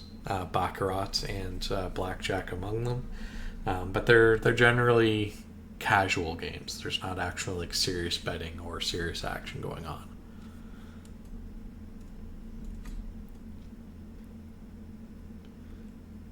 And you probably realize that's more to do with the fact that saving the money for the people they're traveling with them to spend or gamble in more luxurious environs, than run the risk of bankrupting the company taking them somewhere. Because when you're talking high stakes, sometimes you're talking really high stakes. About a day and a half later, so we're talking earlier in the morning, because it was late afternoon when you were able to actually take off. That was part of the problem in Cairo, because you had to wait about half the day, after laying low for a day for the evening. Um, it you've as Storm Knights, you feel that you have left the Nile Empire. Like you can feel the world laws of Core Earth reestablish themselves. Anyone with the Cosm card should switch to a Core Earth Cosm, and drop your hand size drops to 4.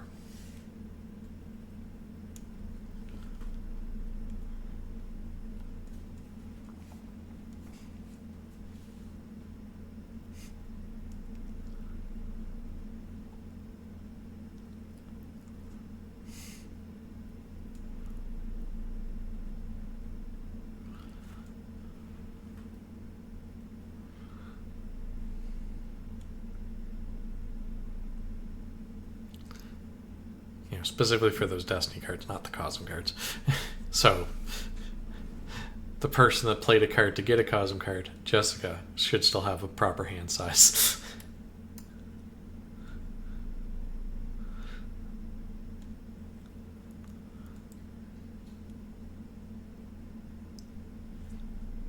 Yeah. Oh. Yeah.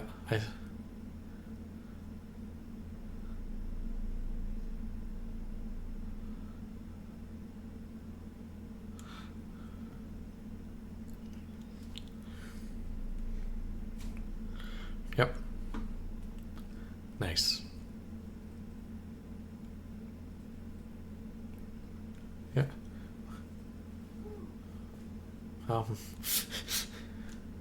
Okay, Joe.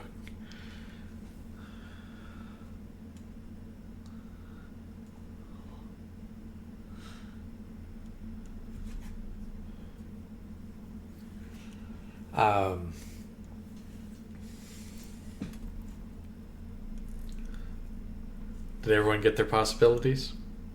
Yep. Okay.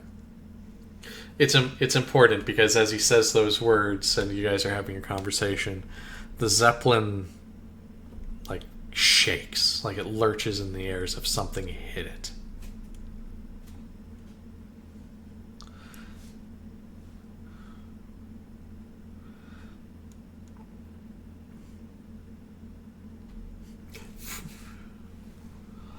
As you take a look out the porthole, everyone else can hear a scream coming from each of the rooms further up as it's getting closer to you.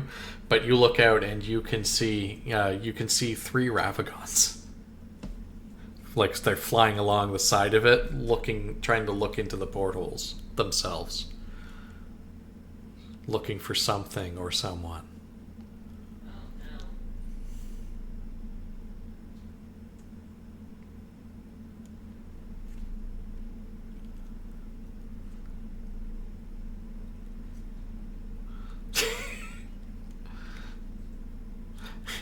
And at that point, one of them actually looks towards your porthole, screeches, and points towards you, and gestures at the others.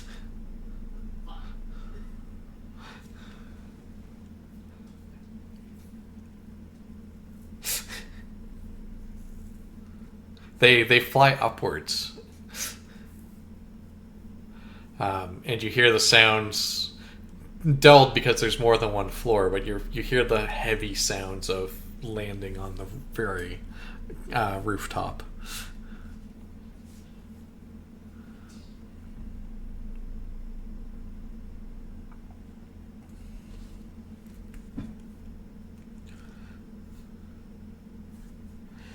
Okay.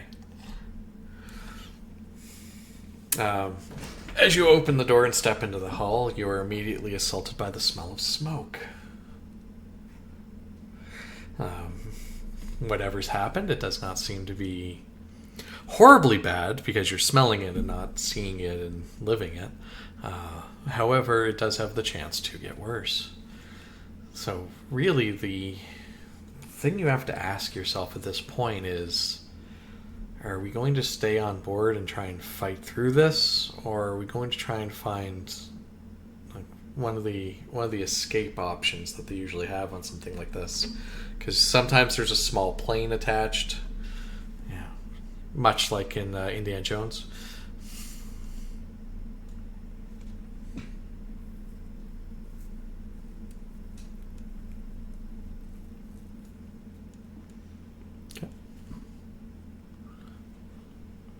You would estimate if like even if it's even at like half capacity, you're probably looking at 40 to 60 people, counting the crew.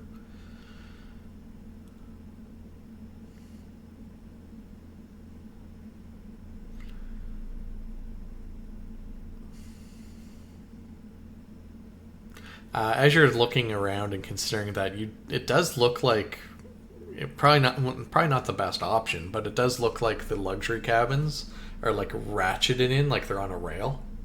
So if you look in, obviously because you're a bunch of curious little monkeys, someone pops up, looks at the top, and it looks like they're designed to be able to be ejected in case something happens with parachutes on the top.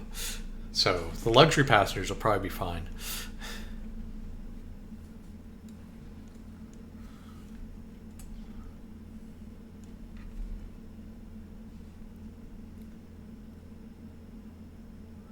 Okay. I would like to point out that what is more important, saving a bunch of people or making sure our mission's completed?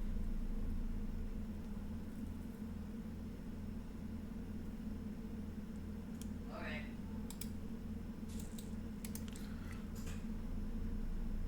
Yeah.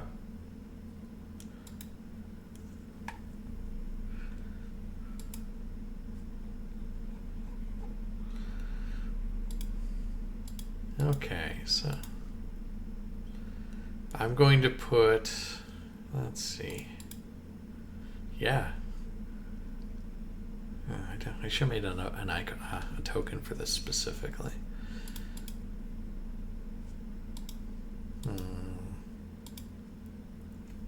I'm going to put an Arthur on the board because, as you can see, it's a smaller picture than ideal, but hey, it works when it comes to token sizing.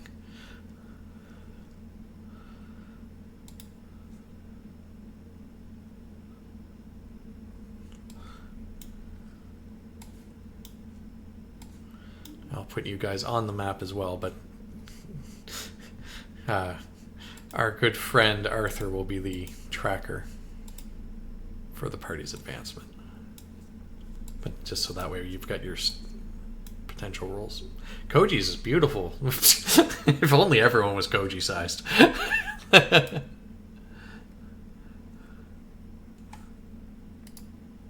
Yeah.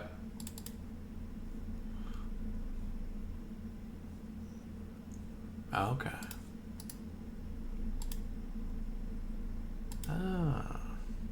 Yeah. Okay. Let's see here. 6th. 3rd. Oh yeah, third is Koji sized.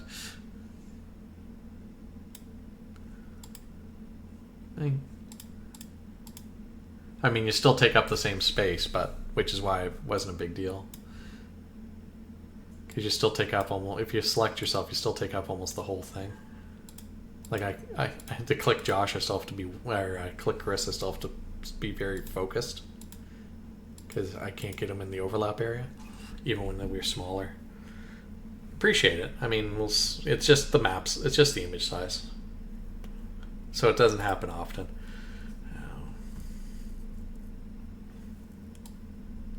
There you go. So as you can see and has been noted, this is a dramatic skill resolution situation. Because of your choices, succeeding in step A is getting the passengers into the luxury cabins and crew and applicable crew. Because you obviously want everyone off in case you can actually get the Ravagons away, because otherwise then the airship just drifts and crashes somewhere. Step B is actually engaging the safety releases to having everyone ejected out. Step C is finding your escape plane, and Step D is actually escaping upon it for you guys. Obviously, they are not friends of yours, they're not fans of yours, and they're not the only people that you have to worry about. They're just the ones that you immediately become aware of as They come storming down the stairs at the same time that Mouse is grabbing the crew member to go, we need to get everyone in here. Into the cabins.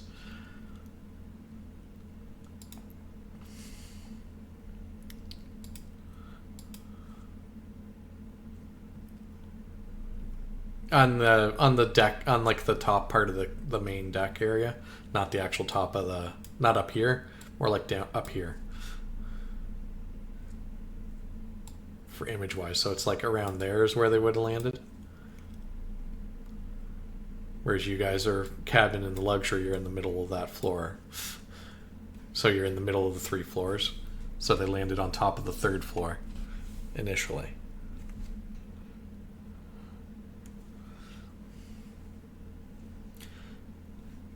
You're experienced enough that you've at least heard stories of how dangerous they can be. I mean, one of the main dangers to them being the fact that they can go anywhere and they don't have to worry about things. That normal things, which is part of why they count as dramatic normally on their own. Due to dread. They can be tough as balls, and newer Storm Knights struggle with them. Veteran Storm Knights sometimes struggle with them.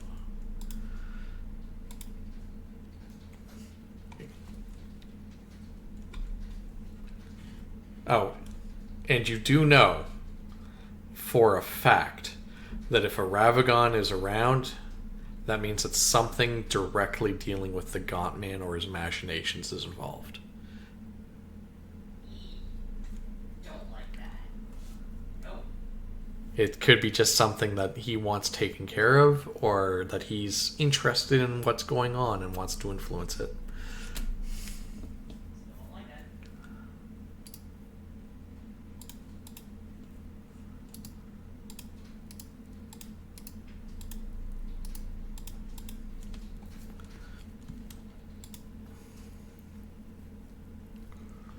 Okay.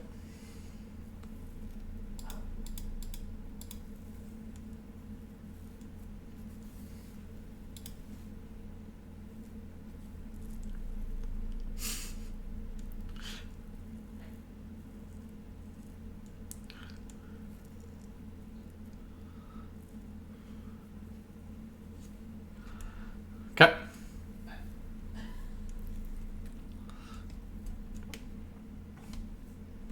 Okay.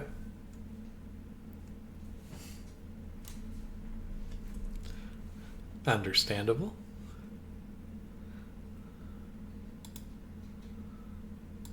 I figured that they were on Arthur, because he's got most of the satchels and that normally anyway, which is the reason he was the target. Not just because he was a native. Okay. Well, yep. So that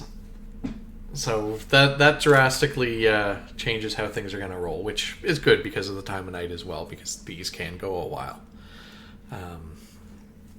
Which will leave us in an interesting place, especially where you'll be entering the next leg of the story following this particular scene. So we're gonna go a little back and forth narrative with this instead of actual like dice resolve because of the martyr being played, and the goal more or less smoothing the road so you're not on a time limit anymore either, which takes some of the drama out of it, but not the dramatic scene.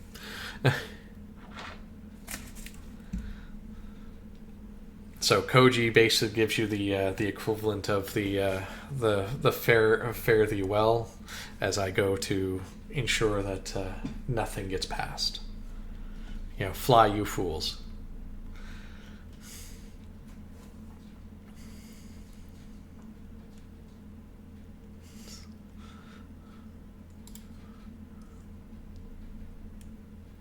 Yeah.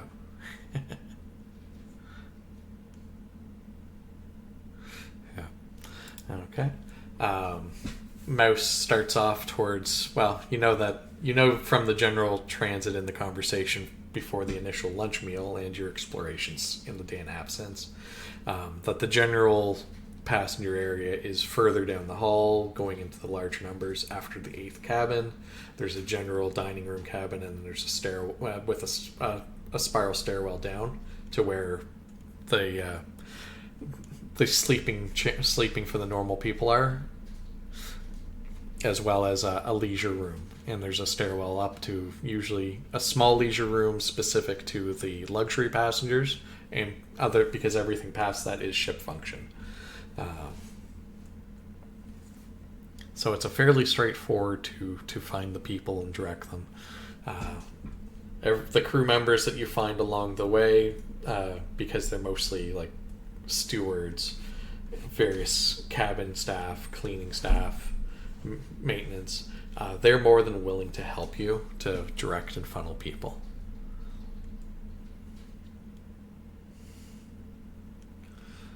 And a dramatic rainstorm has begun outside, as is appropriate with the with flashes of lightning and cracks of thunder.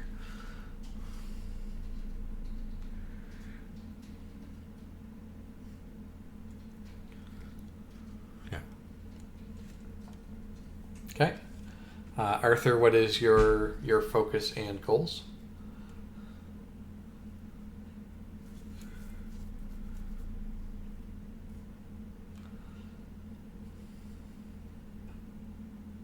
Okay. And I call.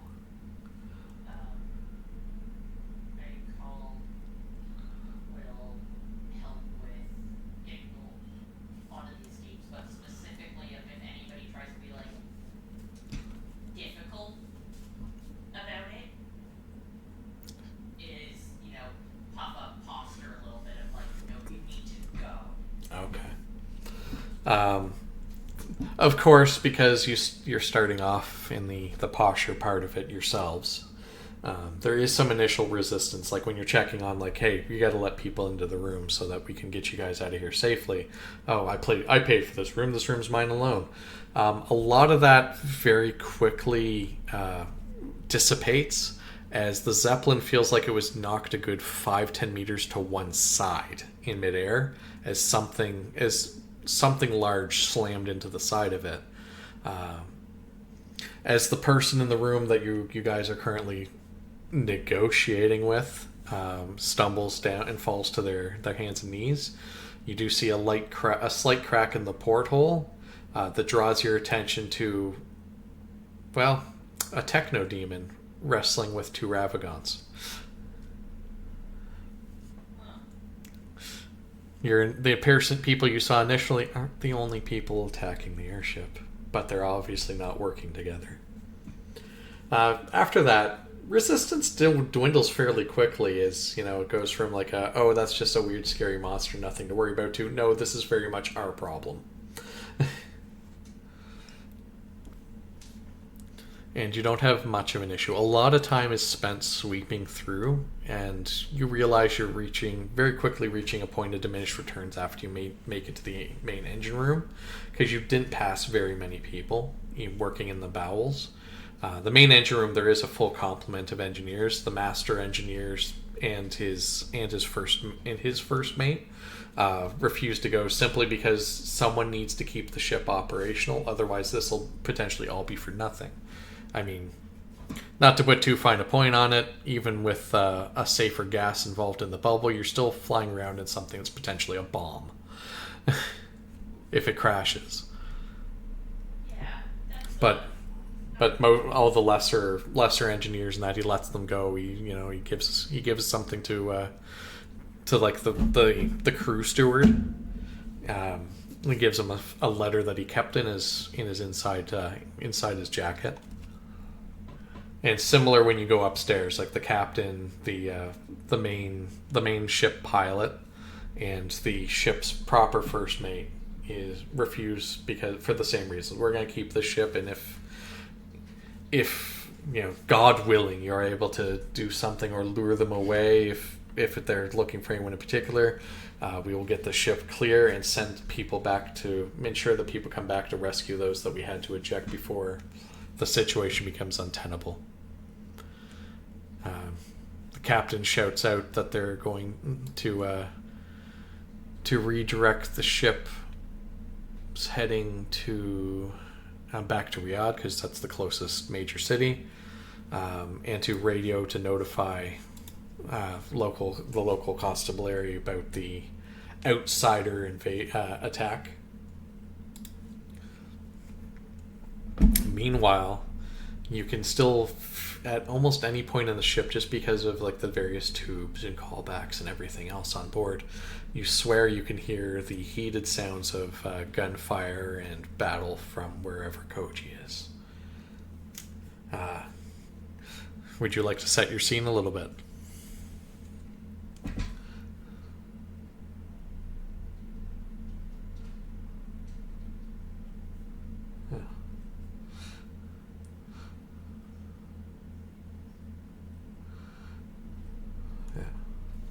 Yeah, you've met them just as they were stepping into the luxury relaxation leisure area. So like there's large overstuffed couches and cushions and tables that you can duck, dodge, and roll behind. Various little pieces of furniture that, because it is a luxury section, you can like kick into them as you shoot, etc.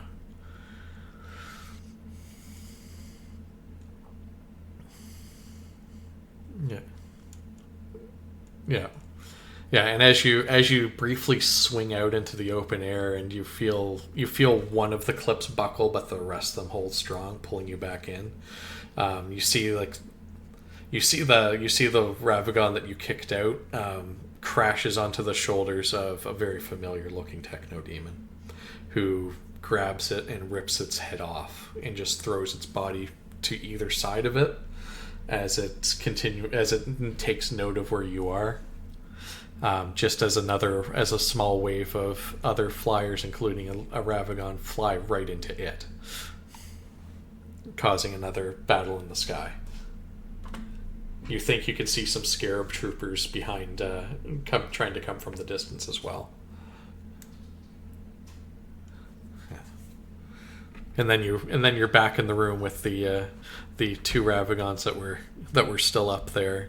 One of them pinned underneath the couch that you shot the bolt holding it in place before drop kicking the other guy into it. Because it is very heavy. But he's starting to shrug off as your combat continues. At this point, the rest of the crew is ushering and making sure that everyone is in a cabin without it being too overcrowded. I mean, obviously, if you want some room in case there's a rough landing so people don't just, like, break on each other. Fortunately, there is enough space that people can still take seats and sit on the floor without too much issue.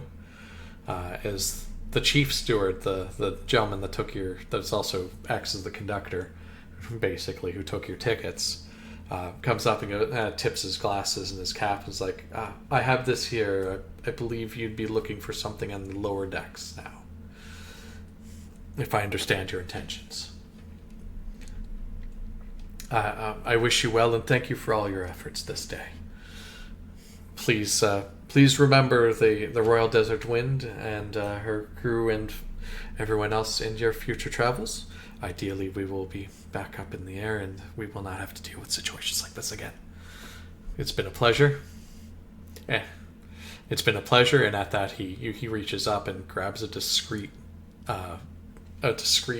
piece of paneling, and it pops open like a pneumatic lever, and he pumps it a couple times, and you hear the loud and then rattling as the cabin beside. Even though the facing's still there, you can see that another doors drop down and the cabin inside slides out and starts sliding out and off the ship.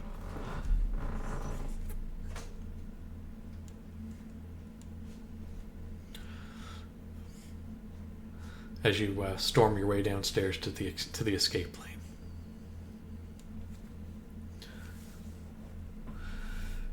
Koji's running low on bullets, on weapons.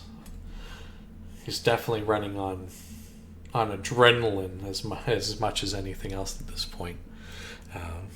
There's a number of small cuts, abrasions all over him, and he's coated in blood, but most of it's not his own, thankfully. And how did you take out the second Ravagon?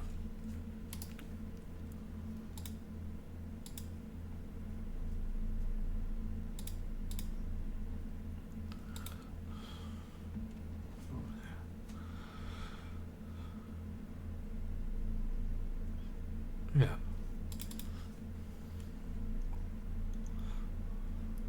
Okay.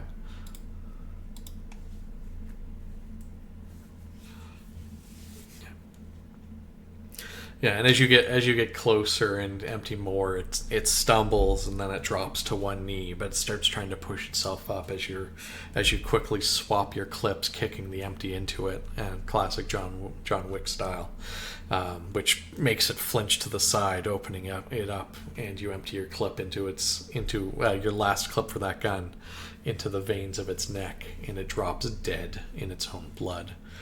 The last Ravagon rises and throws the couch across the chamber, and out it bounces off the doorway you kick the first one out of, and then you see it slowly plummet out as it rises, as the Ravagon rises. And the camera briefly pans to your duffel bag sitting very empty, conspicuously empty, very quite similarly empty to how it was looking at the end of the last fight.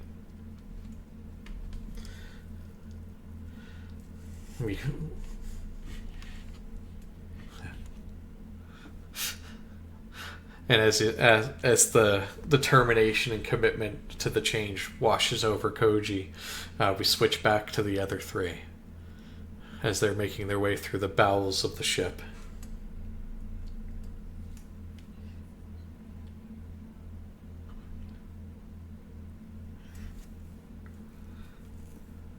Great.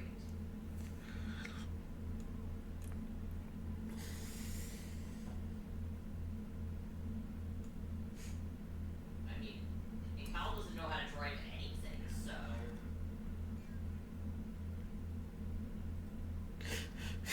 Fortunately, it defaults to the same stat.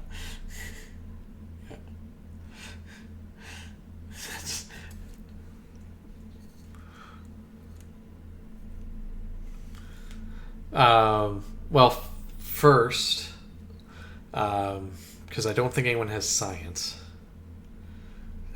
Do any of you have find or... Oh, you have science. Excellent.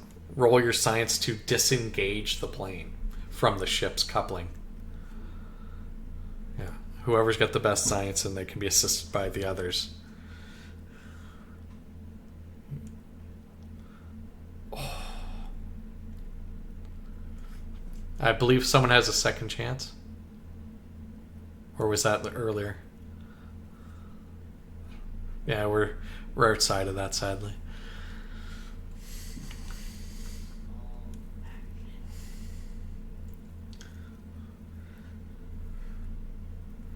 Tell you what. I will take one possibility from Jessica, one from Josh, and 3 from my call to have that work. Okay. Dramatically. As you, despite all odds, you scramble to find a reality where you're able to disengage that locked.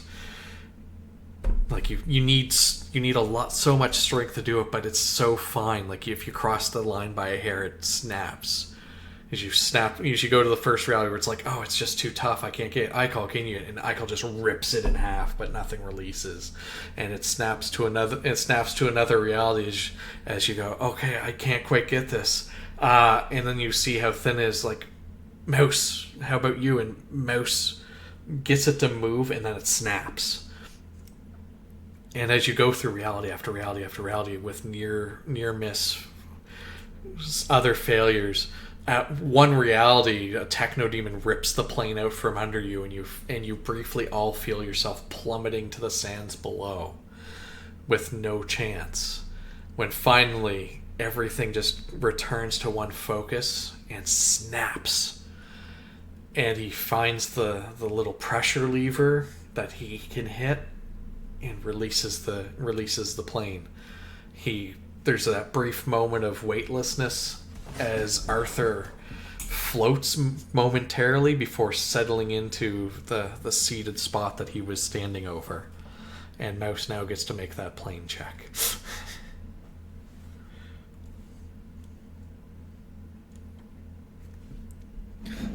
Unless you want to go to the larger sheet and hit air vehicles or piloting or whatever it's under. Yeah. Oh, so then just use your dex, because I'm dramatically allowing it to ignore the learned at this point. Because you're not trying to fly it well, you're just basically trying to launch pad it. You're trying to launch pad it. Any crash I can walk away from is a good crash. is a landing.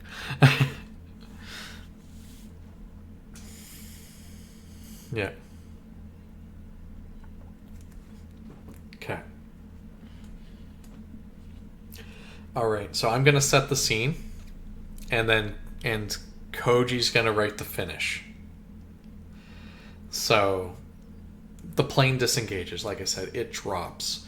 Mouse frantically finds all the right things to make the turboprop engine to power up to life. It sputters, struggles to grab, and then you can feel that it catches, the wings keeping you aloft long enough. And as that moment of relief hits you, and your minds, because of that, snap back to the one person not with you, you turn briefly, look towards the airship, and you watch as Koji and Aravagon, wrapped in each other in brutal hand-to-hand combat, come flying out of that open airship door and plummeting towards and past you. Koji?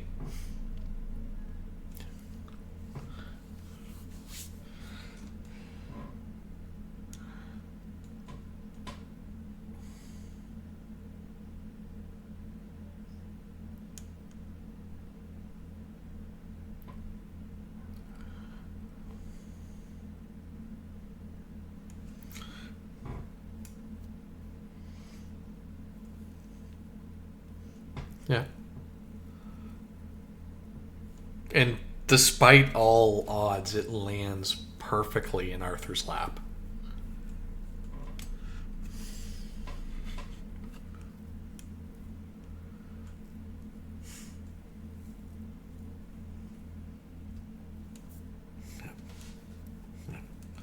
It struggles, it fights, it thrashes against you, but you've just got it held just so perfectly with your skill, your dexterity. It can't struggle free. And then you hear the sickening crack as its neck breaks on the techno demon that flew up from beneath it. Your not so good friend had arrived, and he punched through its head. And you have that brief moment before its giant clawed hand goes through your own face. As it screams, and you watch in that brief moment, you watch your friends flying away, and knowing that between the damage you can see on it in the ongoing fight and the incoming further combatants, your friends at least are going to get away today. Funny. Friends. Never really thought of anything like that happening when you set out on this. This was just another mission to try and settle the books. Tell us, where does that take Koji in those last fleeting moments?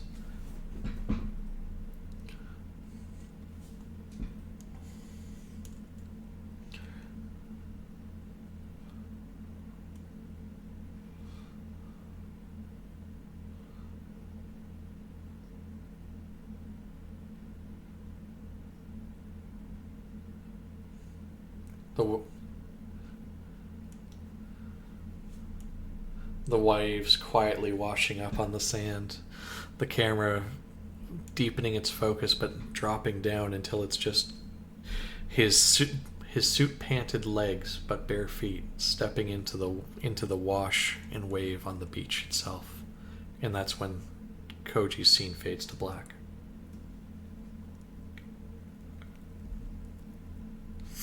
Perfect. And the camera's focused intently right on that. And then it cuts back to our three heroes, our three surviving heroes, as they scream through the air, literally. As the plane flies and careens onwards, and somehow manages to land. Well, it crashes intact enough to be walked away from, and far enough away that you know that the passengers survive by escaping. And you know the Zeppelin was making it because the combat, those that tried to follow you ran into each other in the air away from the Zeppelin.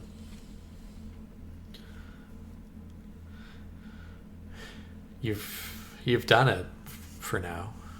There was a heavy cost, but you've managed to get away from the Nile Empire. You have a lot more information, leads. Several different paths are open ahead of you as to what course to take if you wish to continue pursuing it. Where you might find gems, where you might find further points to help or hinder any given side. And what you now realize is definitely far, far more than one unified group. If there was any peace between, or arrangement between the Tharkoldu and those in the Nile Empire on this job, it melted, it fell apart, dissolved, disappeared like tears in the rain. And all that's left is the continuing war and your mission onwards. And that's where we'll call it tonight. With that dramatic scene.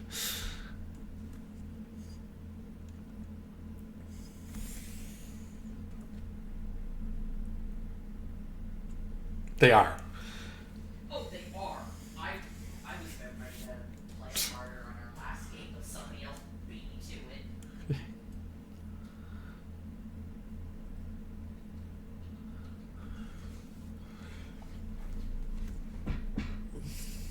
Oh, absolutely.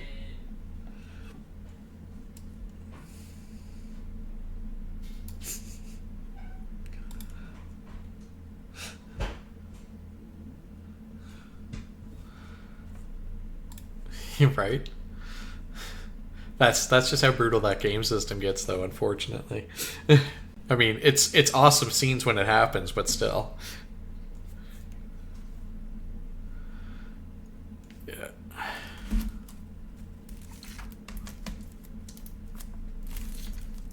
Yeah. Oh, wow. I tried to do it once, and I left for the demon world.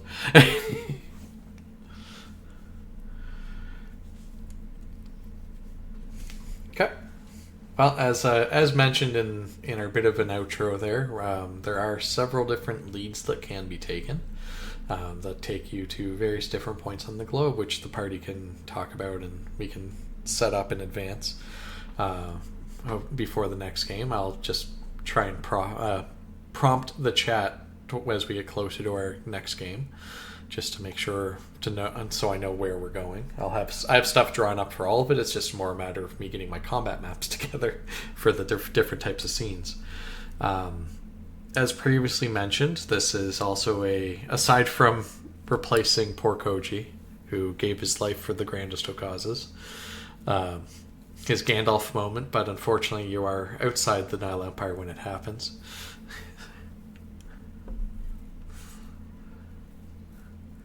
Well, that's also the law. The unexpected return means you come back a lot quicker. Yeah. Yeah. Yeah.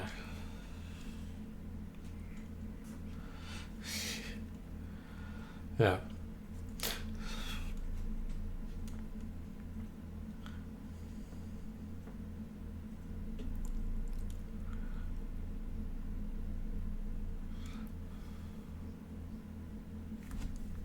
Makes sense.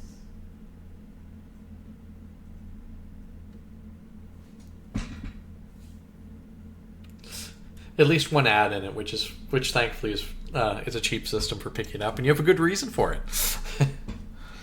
Yeah.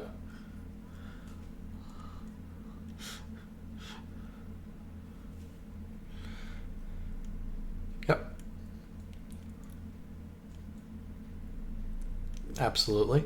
And if anyone in any of our other games would like to, this is also a solid point for another pickup if someone's available, even part time. Because, well, it's an episodic system.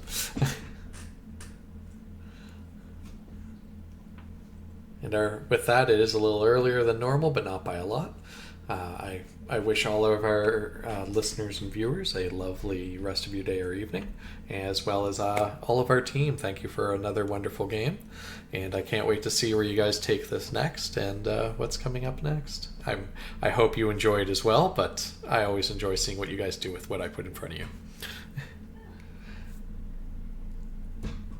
Yeah, but for Crucible Gaming and the Chasing the Eye Torg Eternity adventure that I'm running, I am your game master, Michael B, Lord B Gaming, and my players were Alex, aka Providence, aka Draconic Bloom, playing I Call, Jessica, Pink Spider 69, playing Matilda, Josh, Elder User, playing Arthur, and Chris, formerly playing Koji, our wonderful senior / head GM over at Crucible Gaming, because he runs so many games compared to most of the rest of us. We're all part-timers compared to this guy. Okay. The real Thanksgiving, none of this fake Thanksgiving junk. Only rational people schedule it so they can have turkey a month apart instead of putting yourself into a back-to-back coma. Yeah. I really like turkey. All right.